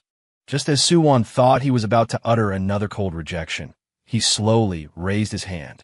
His movements were a bit unfamiliar, perhaps even stiff, as he gently patted her on the shoulder, which was tight with tension. It was very light, like the brush of a feather. Yet, the heavy sense of power transmitted through his warm palm acted like a faint electric current, instantly piercing through Suwon's panic. What are you afraid of? His voice was low and steady, carrying a strange, soothing power as it fell clearly into Suwon's ears. You built the model. The concept is yours. No one knows its framework and potential better than you. His gaze was sharp yet composed, looking straight into Suwon's panicked eyes as if trying to inject his own certainty into them. What Professor Yang wants to see isn't a flawless finished product, but a living idea and a direction for iteration. He paused, his tone carrying an unquestionable certainty and perhaps even a hint of encouragement. Suwon, speak your mind boldly. If the sky falls, I'm here. Suwon stared at him blankly. She looked at the quiet, convincing power in his deep eyes. She listened to the warmth and support in his words, something she had never heard from him before. She felt the lingering, heavy weight of that light pat on her shoulder. If the sky falls, I'm here. These 6 words seemed to hold magic, instantly dispelling the stormy seas churning within her, leaving behind only an incredible, sunlit calm. The panic receded like the tide, replaced by a strange emotion, sour yet scorching hot, that quietly welled up in her heart and quickly filled her entire chest. She sniffled and blinked hard, forcing back the untimely moisture in her eyes. When she looked at Lin Yu again, the panic in her eyes had faded, replaced by a burn-the-bridges determination and a kindled light. She let go of his arm, straightened her back, and like a small blade of grass suddenly tensed against a strong wind, she turned to face the sunlight. Okay. She nodded vigorously. Her voice wasn't loud, but it was exceptionally clear and strong. I'll say it. The door to the rehabilitation room was gently pushed open. Hearing the noise, Professor Yang Jinghua stopped what he was doing and, supported by a therapist, slowly turned around. When his gaze landed on Suwon, who was walking in behind Lin Yu, it held the scholarly warmth and a hint of inquiry characteristic of an academic. Lin, who is this? Professor Yang's voice was peaceful, carrying the kindness of an elder. Lin Yu stepped slightly to the side, making room. His tone carried a rare solemnity. Professor Yang, this is Suwon. She is a core member of our Mirage project team and the chief architect of the dynamic emotion algorithm model. Suwon's heart skipped a beat. Core member, chief architect. These heavy words coming from Lin, you made her feel a little dizzy, but even more so, gave her a sense of heavy responsibility being entrusted to her. She took a deep breath, stepped forward, and bowed respectfully to the idol she had only ever seen in textbooks and news reports. Hello, Professor Yang. I am Suwon. It is a great honor to meet you. Oh, Professor Yang smiled gently, sizing up the girl before him who looked quite young, even a bit student-like. His eyes held a bit more interest now. Dynamic emotion algorithm? Lin mentioned to me before that there was a young person with very cutting-edge ideas. It seems that's you? Don't be nervous. Sit down and chat. Just treat it as this old man discussing things with you. He pointed to the lounge sofa nearby. Lin Yu gave Su one extremely faint, almost imperceptible glance, signaling her to relax. The next hour or so was like a cleansing and tempering of the soul for Suwon. The initial nervousness was inevitable, and her voice trembled slightly.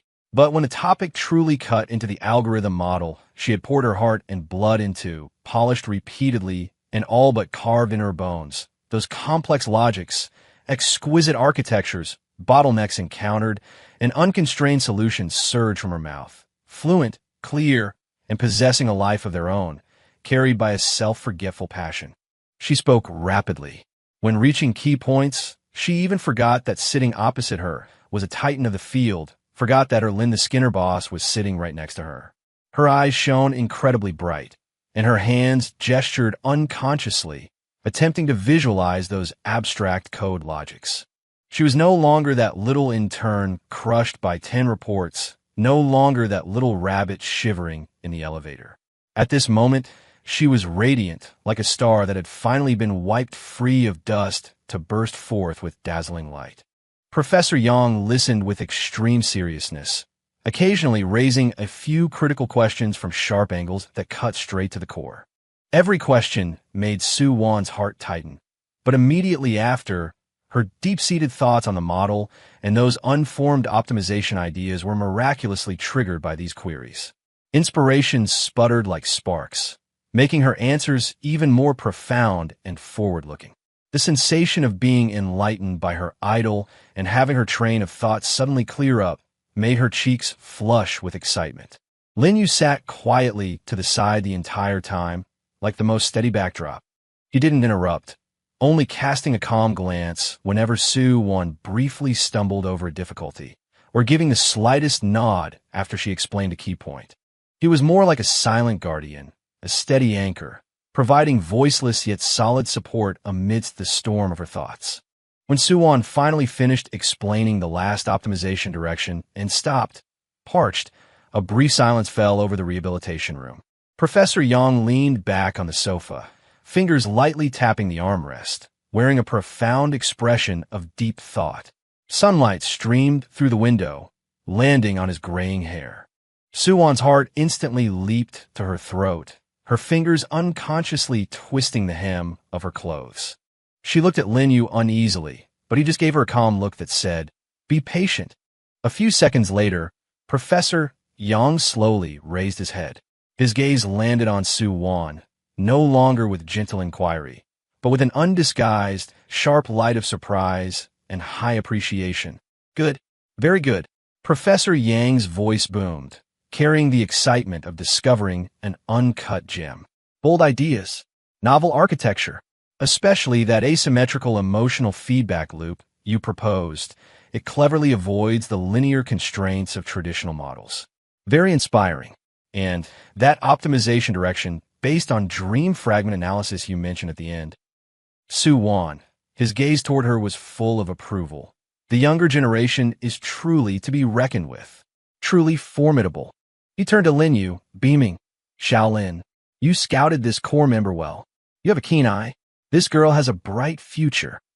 Immense joy, like a warm tide, instantly drowned Suwon. Affirmation from her idol. And such high praise at that.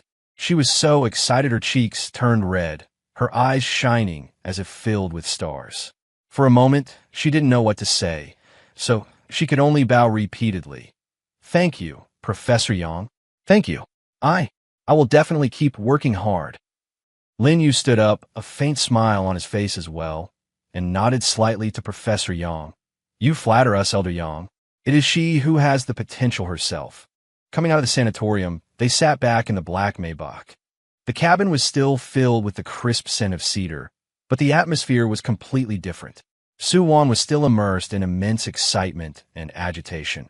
Her cheeks flushed, the corners of her mouth uncontrollably turning up, like a little bear that had stolen 10 pounds of honey.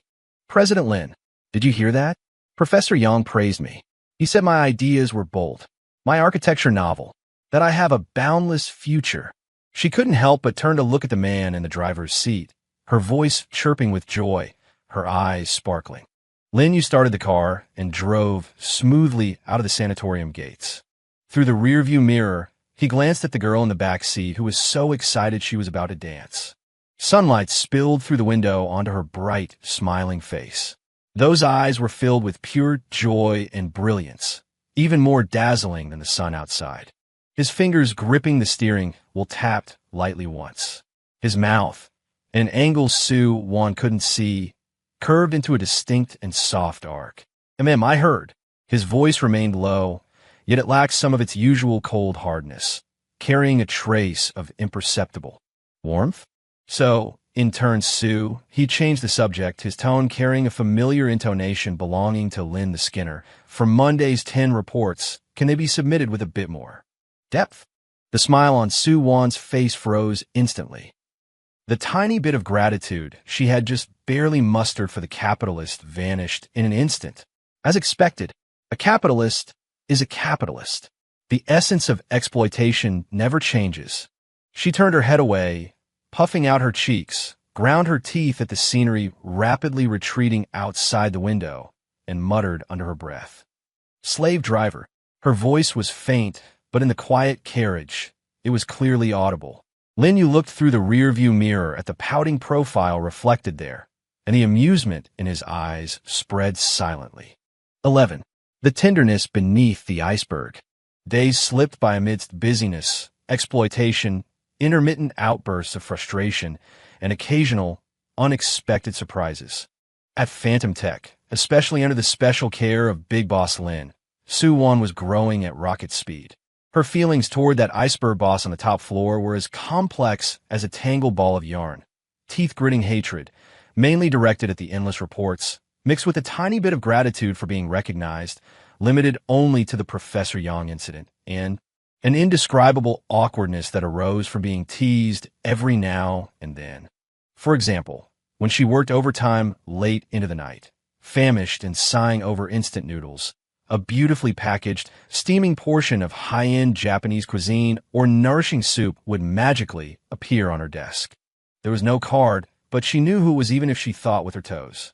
Or for instance, when she was driven to the brink of madness by a technical problem, pulling her hair out in the break room, the next day her inbox would receive an anonymous email containing several precise, highly inspiring, and sometimes even unpublished frontier research papers. The intention was so clear that it was hard for her to play dumb. And then there was President Zhang, that greasy client who loved to get handsy under the guise of work. Recently, he had suddenly become exceptionally well-behaved. Not only did he cancel all unnecessary meetings, but even during a project alignment call, she could feel his trepidation and caution through the phone line. Su Wan seriously suspected there was an invisible hand operating behind the scenes. This feeling of being covered from all angles, with no blind spots, yet in an extremely secretive manner, made the ball of yarn in Su Wan's heart tangle even tighter. While she enjoyed the convenience brought by this special treatment, she also felt incredibly awkward about this ambiguous care, especially every time she accidentally met Lin Yu in the elevator or corridor. His businesslike, frosty demeanor, as if nothing had happened, made her feel stifled. What exactly did he mean? What did he take her for? Squeeze the life out of her when he needed to exploit her, and toss her a bone when he was in a good mood? This awkward and anxious emotion reached its peak late one night while working overtime. Su Wan finished the last piece of code at hand, rubbed her sore eyes, and looked at the time in the bottom right corner of the screen, 1:30 a.m.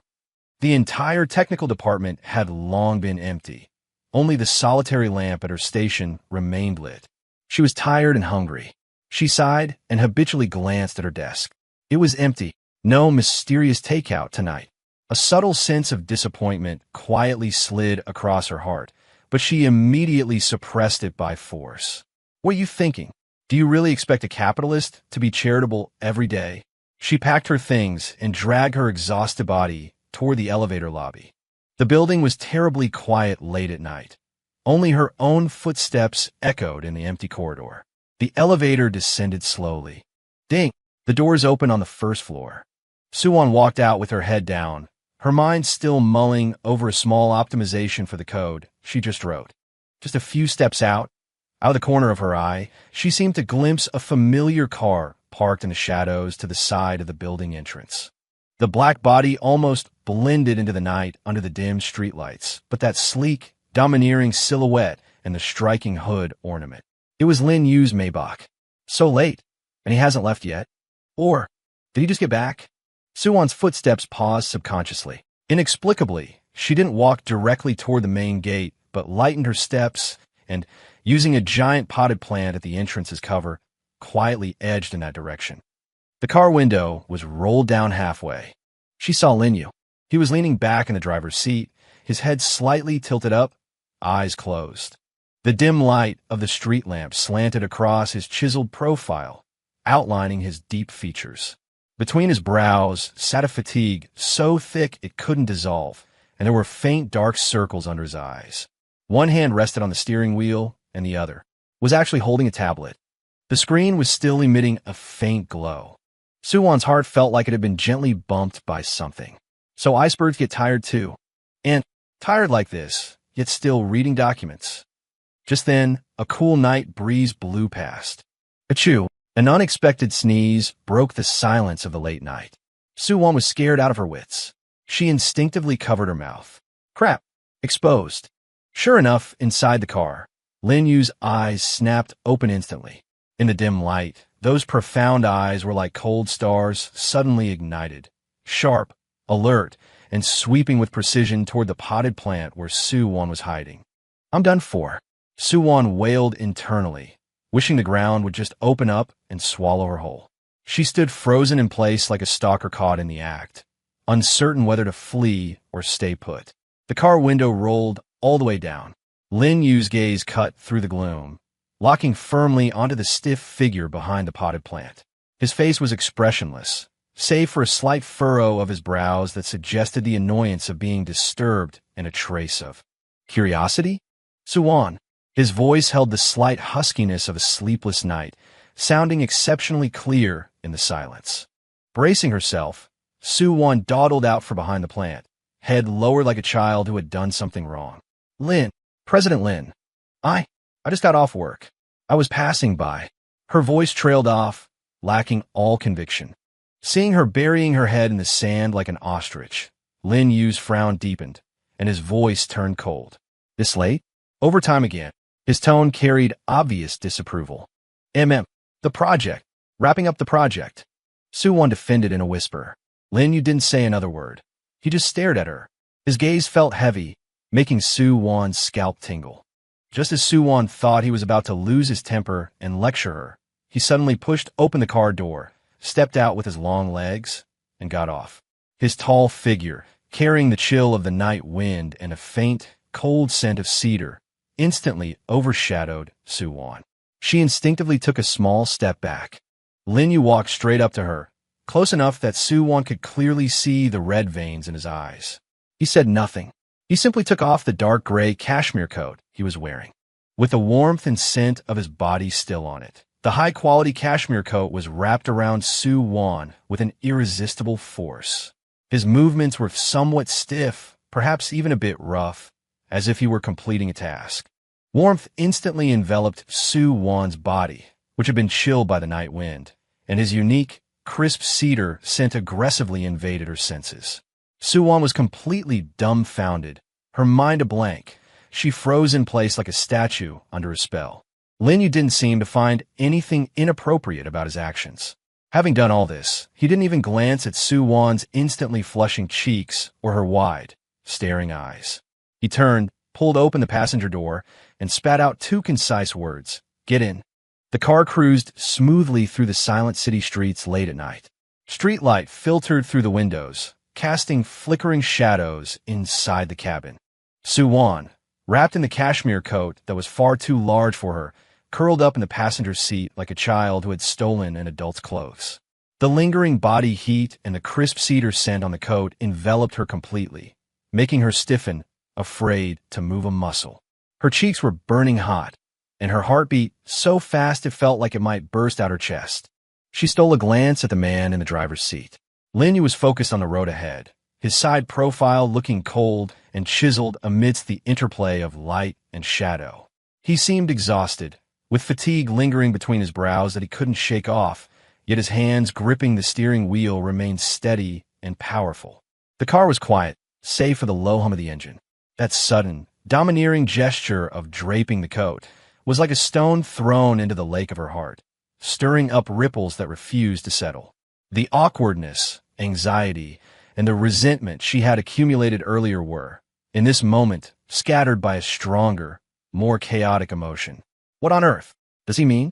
Not a word was spoken the entire way. The car eventually stopped downstairs at the old apartment complex where Sue Wan rented a place. The streetlights were dim, the tree shadows dancing. Sue Wan felt as if a heavy burden had been lifted. She fumbled to unbuckle her seatbelt, desperate to escape this small, suffocating space that made her heart panic. "Thank you, President Lin," she said quickly, reaching out to open the door. "Wait." Lin Yu's voice wasn't loud, but it froze her hand on the door handle instantly. Sue Wan's heart leaped in her throat again as she stiffly turned her head.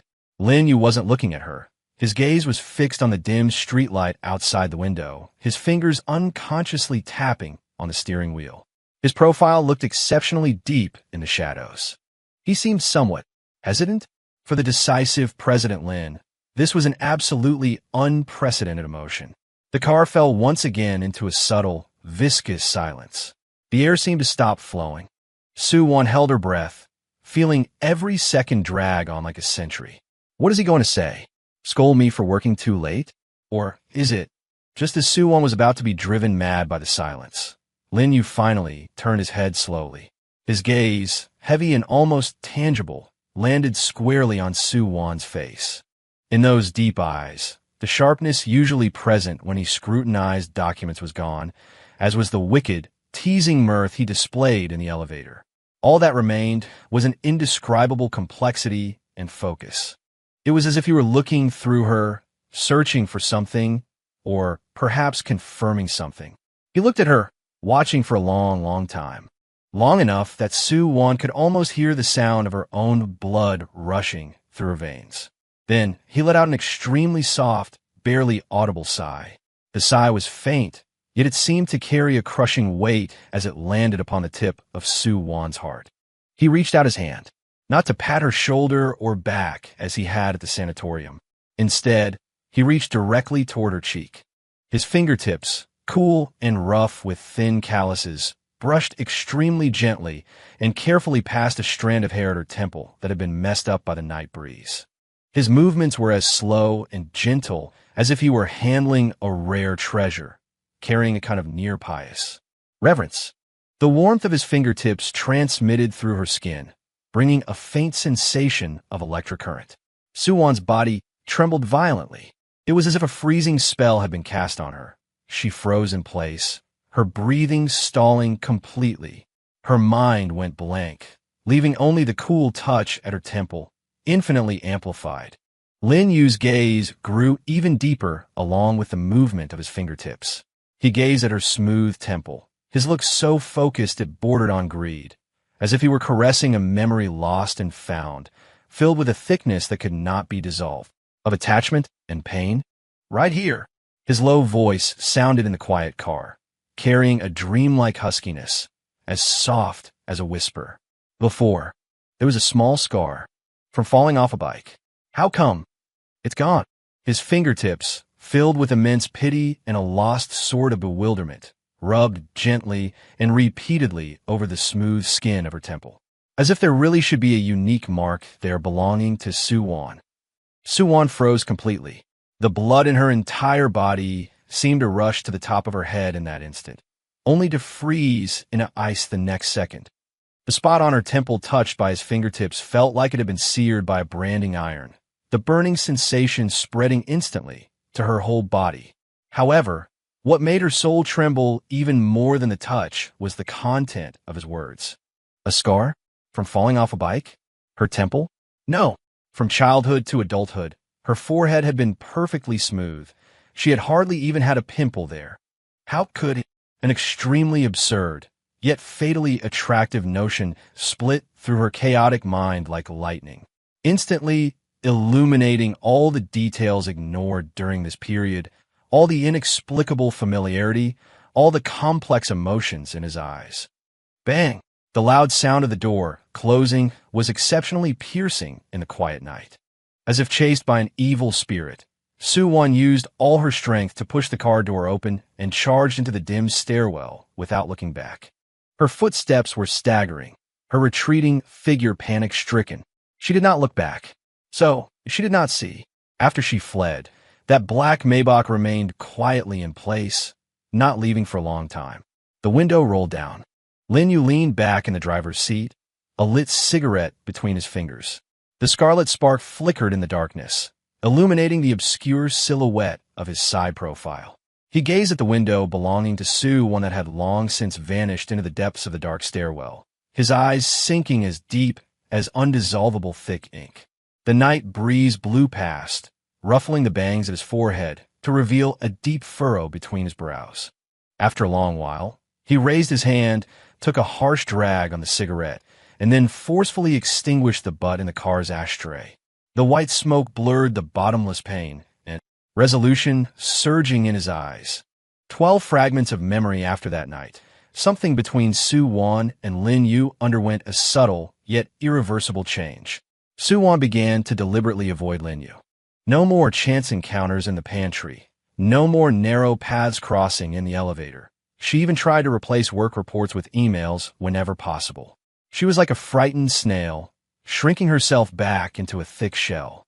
Lin Yu's whispered words about the scar on the temple and the undissolvable pain in his eyes were like an invisible thorn, deeply piercing her heart and leaving her no peace, day or night. That absurd notion that she might actually know him, or even had a very deep bond with him, grew wildly like weeds.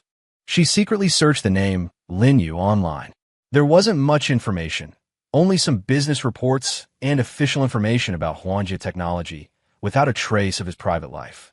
She also beat around the bush and asked Zhao Xiao and other colleagues. Everyone was secretive about President Lin's private life, knowing only that he was extremely low-key and had never heard of him being married or having a fixed partner. The less she could find, the heavier the cloud of suspicion in Soo-won's heart became. She began to dream frequently. In her dreams, there were always fragmented, grotesque scenes, the ear-piercing screech of brakes, the blinding glare of white light, the scent of disinfectant, and a blurry, tall figure calling out anxiously amidst the interplay of light and shadow. The voice was fractured and distant, impossible to make out. Every time she tried to get closer to see the figure clearly, the dream would come to an abrupt halt, leaving behind only a lingering sense of loss and a dull, phantom pain at her temples. And Lin Yu seemed to have sensed her avoidance. He no longer manufactured chance encounters, no longer sent mysterious deliveries, and even at the office, the look in his eyes had returned to its original cold, strictly professional state, as if his momentary loss of control in the car that night had been nothing more than a hallucination on Soo-won's part. Only occasionally during large meetings, when Soo-won spoke on behalf of the project team, could she feel that gaze resting upon her, heavy, carrying a soul-piercing scrutiny and complex emotions she could not comprehend. This deliberate detachment and the repressed undercurrents made Soo-won feel suffocated. She needed an answer that could extricate her from this tangled mess. The catalyst came on an ordinary Friday afternoon. The administration department sent an email notifying all employees to clear out their personal lockers in preparation for a fire safety inspection the following week. It was only then that Sue Wan remembered she had stuffed some random items into the old locker assigned to her in the corner of the technical department when she first joined. Key in hand, she walked over to the dust-covered locker. The door was stiff with rust and took some effort to pry open. A stale, dusty smell immediately wafted out. There wasn't much inside. An old canvas tote bag printed with her university logo, a few outdated technical magazines, and an unremarkable, dust-laden cardboard file box. Sue Wan removed the tote bag and magazines, her gaze landing on the file box. She had no memory of it. Perhaps it was just old data she had casually shoved inside back then. She blew the dust off the box and lifted it out. It wasn't locked. She casually lifted the lid. There were no documents inside, only a pile of junk. A few cheap, partially used gel pens, a cat keychain with worn edges, a half-used pack of tissues, and a thick, hardcover notebook with a starry sky design on the cover. Sue Wan's eyes were instantly drawn to the notebook. This notebook, she seemed to recall it. She had bought it right after graduation to record fragmented thoughts and plans. Later, work got too busy, and it fell into disuse. As if possessed, she reached out and pulled the notebook from the clutter. It felt heavy. She brushed the dust off the cover, revealing the starry design. She took a deep breath and, filled with an inexplicable nervousness, slowly opened the title page. There, in her own familiar handwriting, still retaining a trace of student-like innocence, were written several large characters. Sue Wan's journey to the stars. Go for it. The date was from 3 years ago. Sue Wan's heart rate unaccountably sped up. She continued to read. The first few pages recorded the confusion of her early days on the job and various work notes, along with a few whimsical project sketches. The handwriting was neat, brimming with the enthusiasm of a newcomer. She flipped through the pages quickly. The paper rustled. Suddenly, her fingers froze. The pages settled open at the middle of the notebook. On this page, there were no work notes, no project sketches.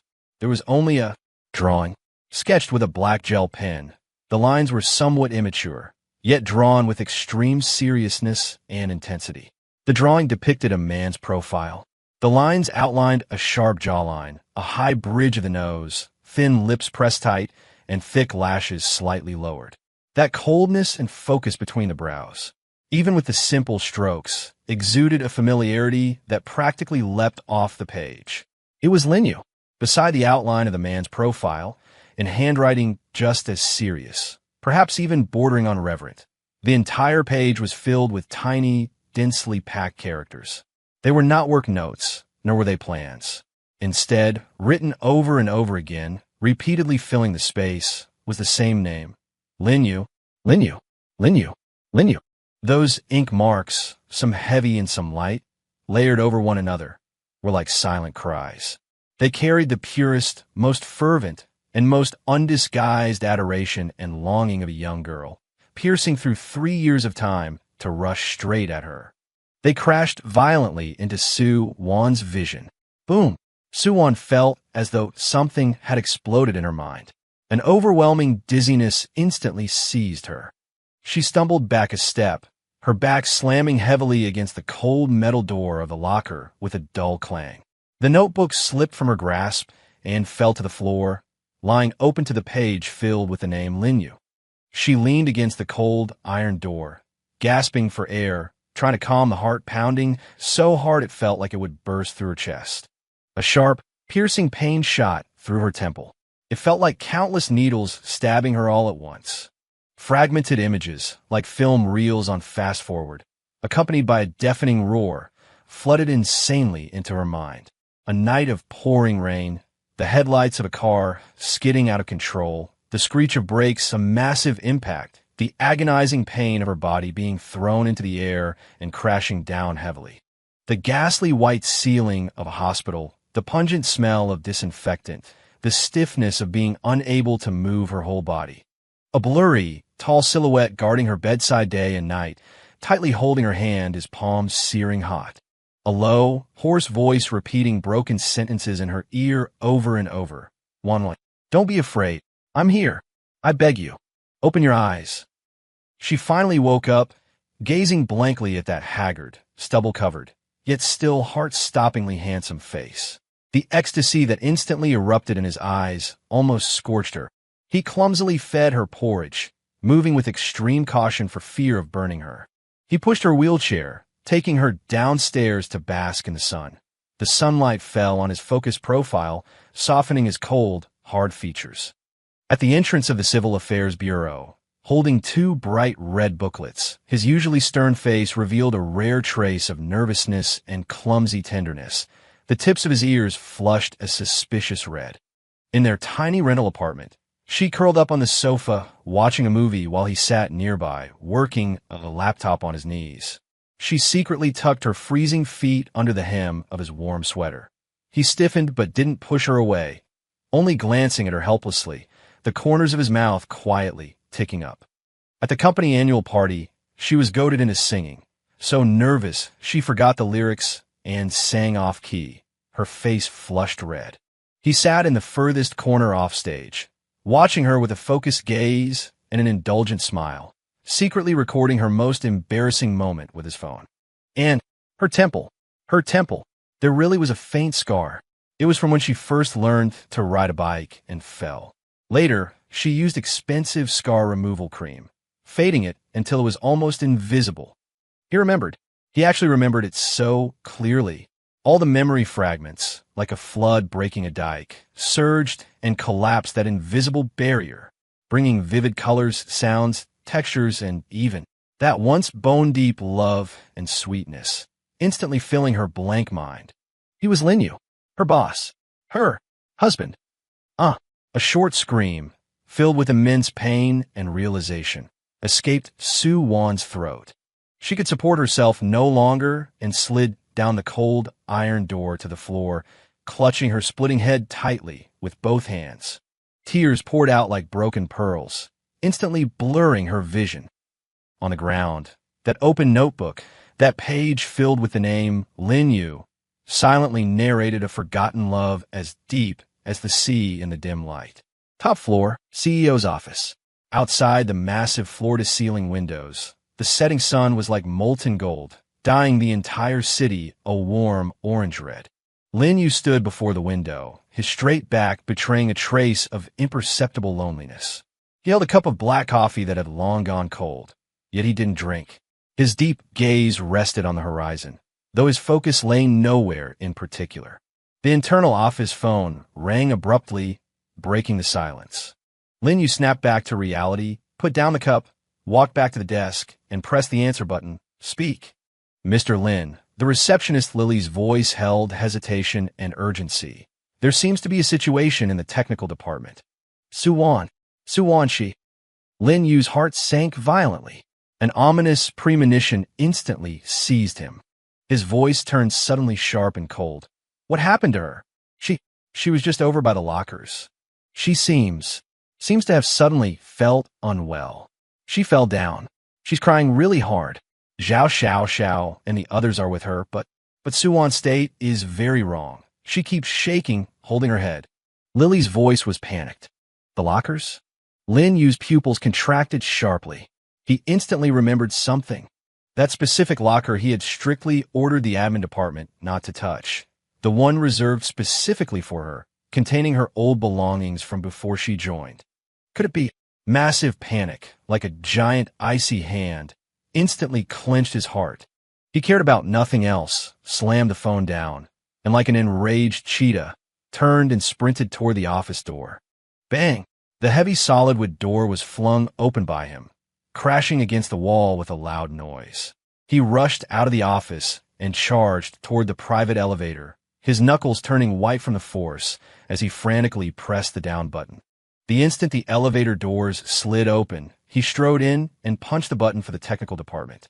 As the elevator descended smoothly, time seemed to stretch into infinity.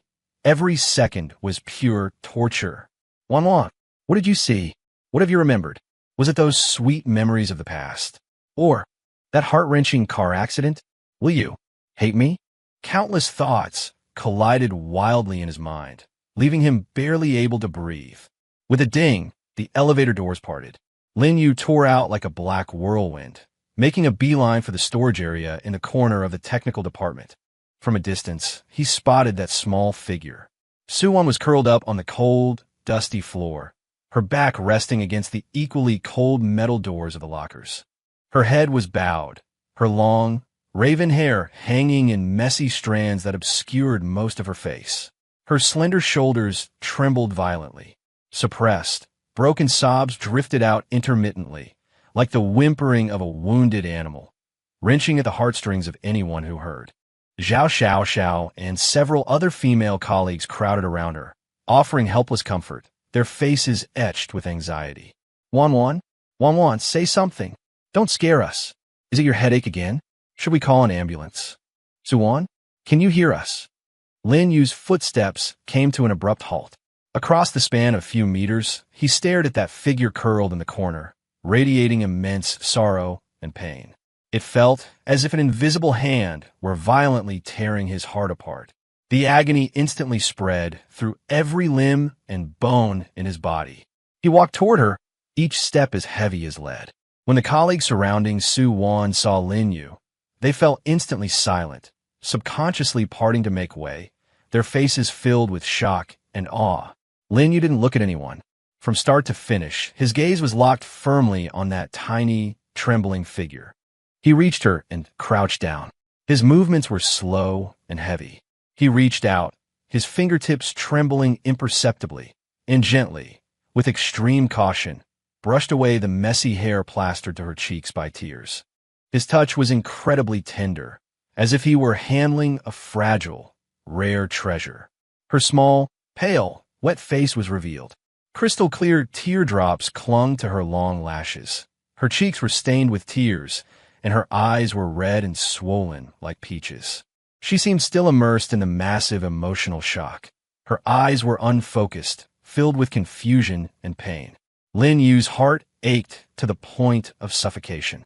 He looked at her, seeing his own anxious and pained reflection in her eyes. Time seemed to freeze in that moment. The entire technical department was silent as the grave. Everyone held their breath, staring in disbelief at a scene destined to go down in the annals of company gossip. Their lofty, frost-cold President Lin was actually crouching so carefully in front of an intern, and his movements were so gentle. Lin Yu took a deep breath, suppressing the lump in his throat. He reached out, his movements incredibly soft, attempting to touch her ice-cold fingers. Wanwan.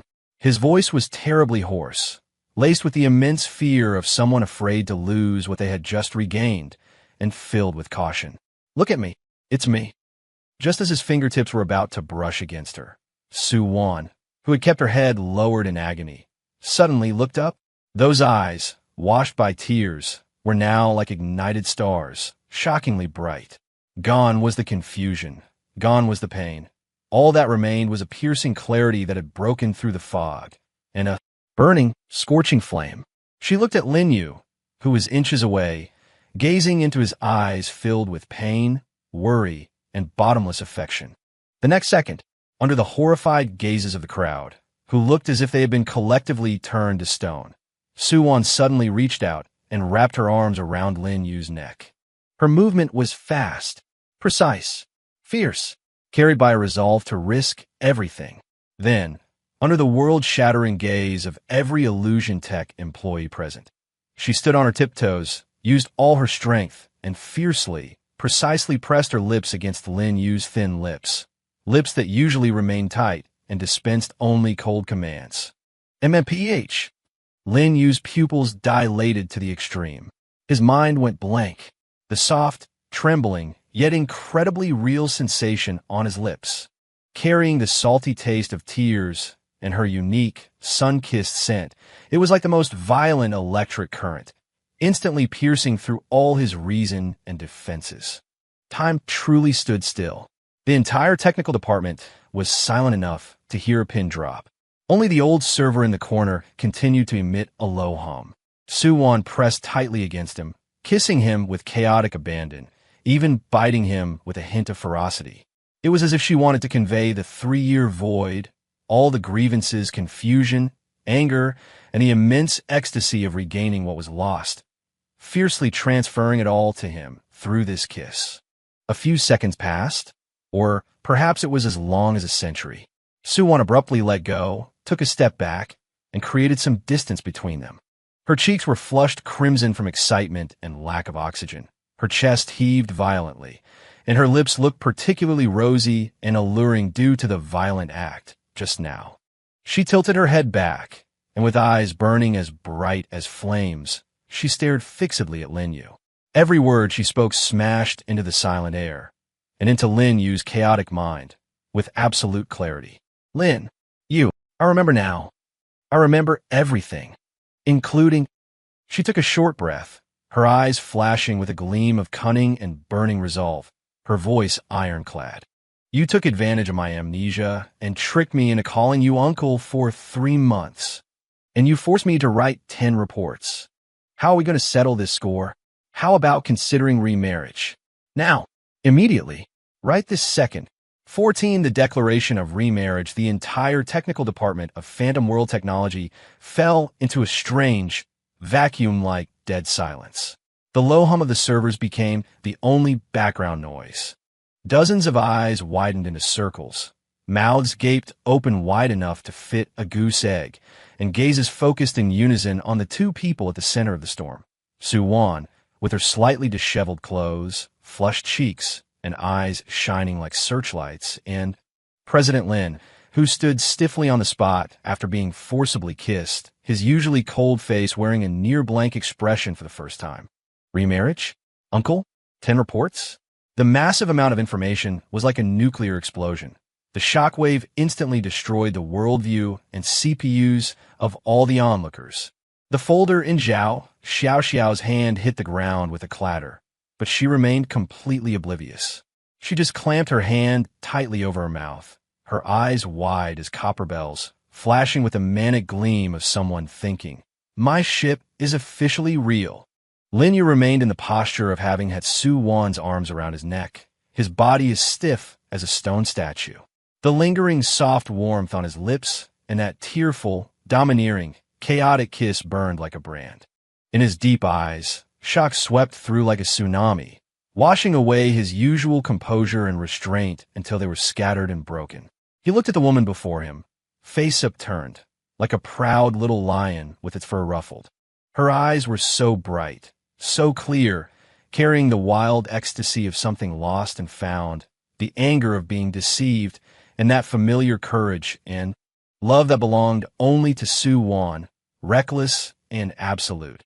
3 years, over 1,000 days and nights of suffering, waiting, cautious probing, the pain of being forgotten. In this moment, in her shockingly bright eyes, and in her earth-shattering phrase, "Consider remarriage," it all collapsed with a crash, turning into a surging warm current that instantly flooded his limbs and bones. His stiff body warmed up bit by bit. The ice in the depths of his eyes melted like snow in spring, rippling with gentle yet turbulent waves. He slowly, extremely slowly, raised his hand, not to push her away, but to use the pad of his finger to wipe away the wet tear tracks on her cheek, extremely gently and with infinite cherishing. The movement was unbelievably tender. Then, under the jaw-dropping gaze of everyone present, the corners of Lin Yu's mouth curled up bit by bit. It was no longer a cold arc, nor a faint smile of bad taste, nor a polite business expression. It was a genuine, unreserved, incredibly brilliant smile, like glaciers melting and sunlight flooding the earth, filled with the immense ecstasy of regaining what was lost, and a deep affection so thick it could not be dissolved. He reached out his arms, not with the brute force Soo-won had used to pull him earlier, but with a gesture of absolute possession and protection. He firmly and powerfully pulled that little woman, who was still glaring at him in frustration, into his broad, warm embrace. He held her tight, as if to knead her into his very flesh and blood, never to be separated again. Soo-won was caught off guard by the hug. Her nose bumped against his hard chest, stinging slightly. His scent, a crisp cedar mixed with a faint smell of tobacco, dominantly enveloped her. That warm and powerful embrace carried a familiarity and sense of security that made her soul tremble. She struggled for a moment, making a symbolic protest. "Hey, Lin Yu, you haven't answered me yet. About the reports and the remarriage. From above her head came Lin Yu's low laughter, vibrating in his chest with amusement and doting affection. Reports. His chin rested on the crown of her soft hair, his voice muffled and laced with a smile. Whether Mrs. Lin wants to burn them for firewood or fold them into paper airplanes, it's all up to you, as long as you're happy. He loosened his hold on her slightly and lowered his head. His deep eyes seemed to hold the entire galaxy, locking intently and passionately onto her lips, which were parted slightly in surprise. As for remarrying, he deliberately dragged out the syllables, watching Su Wan's expression instantly tense up, the amusement in his eyes deepening. He lowered his head further, his warm breath brushing against her ear. His voice was low and seductive, carrying a domineering declaration of ownership and an unquestionable tenderness. There is no need to consider it. Right now, immediately, this instant, come home with me. 2. Get the household register. 15. A happy return 1 month later. The door to the CEO's office on the top floor of Phantom Tech was pushed open, and Lin Yu walked out holding Su Wan's hand. Su Wan wore a bright smile on her face, while her other hand ostentatiously held up 2 brand-new, glaringly red marriage certificates. The staff from the technical department, administration, marketing, and others who had long been waiting outside, pretending to be passing by, but actually there for the gossip, instantly erupted into earth-shattering applause and whistles. Congratulations, President Lin. Congratulations, boss's wife. Happy wedding. May you be together forever. Have a baby soon, President Lin. For once, Lin Yu didn't have a cold expression. With a faint smile playing on his lips, he calmly accepted everyone's well wishes. He turned his head to look at his little wife beside him, whose cheeks were slightly flushed but who was smiling brilliantly. His gaze was so gentle it could drown a person. Su Wan openly waved the red booklets in her hand, cleared her throat, and flashed a mischievous smile at Zhao Xiao, who was squeezed at the very front taking photos like crazy. Ahem, let me make an official announcement. From now on, you can call me Su Wan. Calling me the boss's wife. That works too.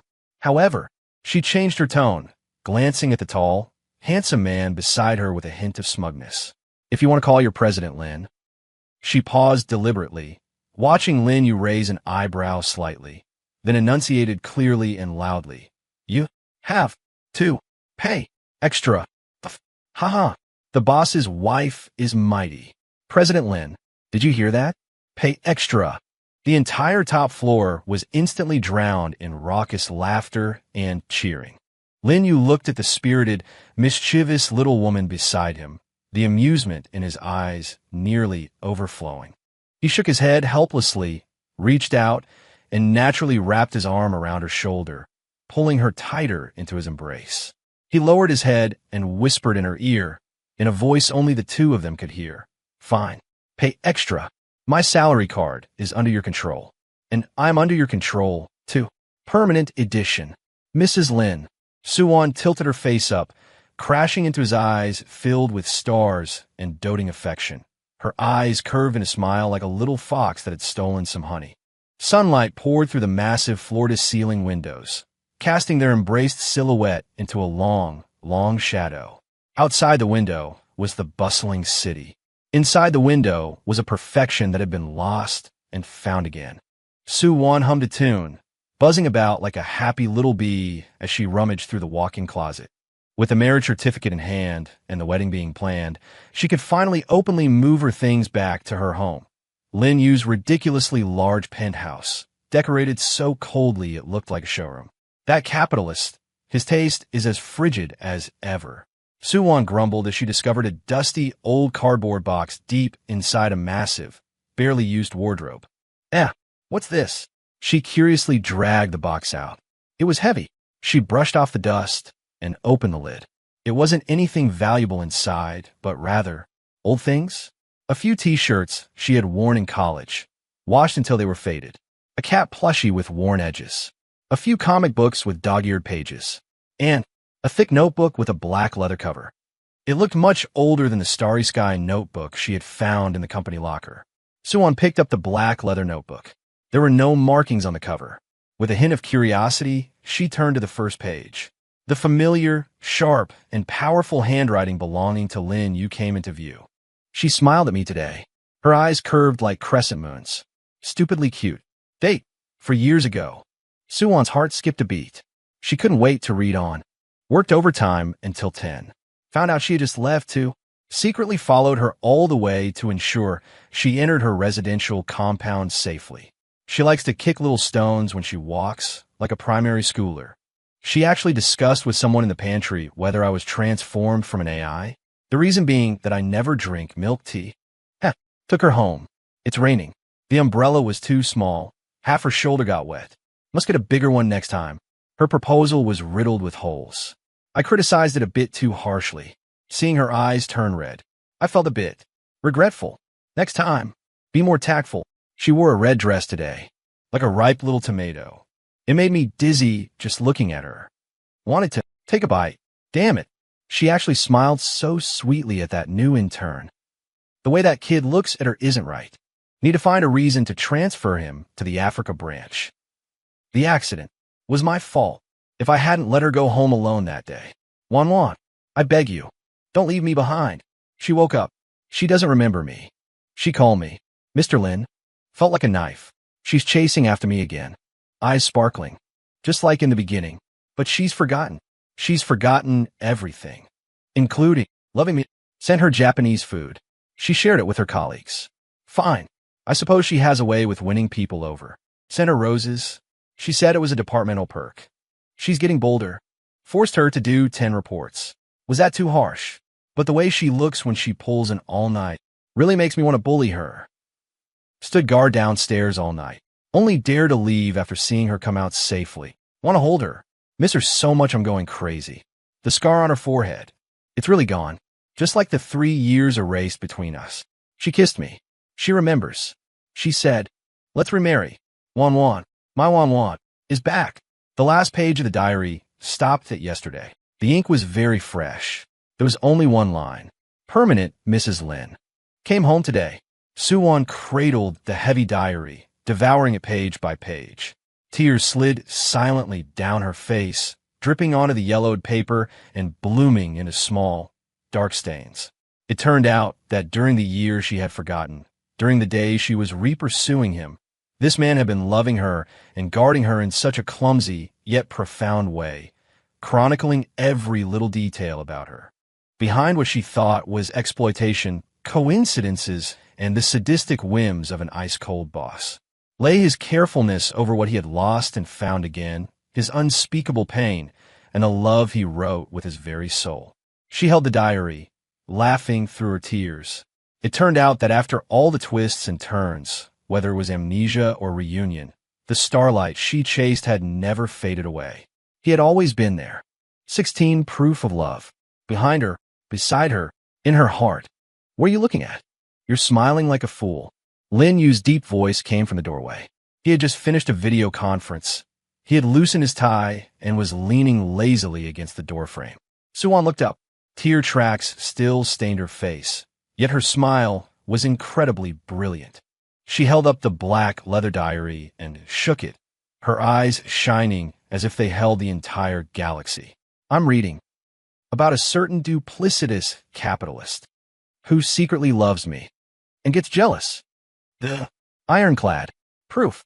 Lin Yu's gaze fell on the diary in her hand, and understanding dawned instantly. A very faint, almost imperceptible blush flashed across his handsome face before being masked by his usual aloofness. He strode over with undeniable authority, snatched the diary from Suwon's hand, and tossed it back into the box. Then, he bent down and scooped the woman wearing that smug grin up into a princess carry. Hey, Lin Yu, what are you doing? Suwon exclaimed, though her arms naturally wrapped around his neck.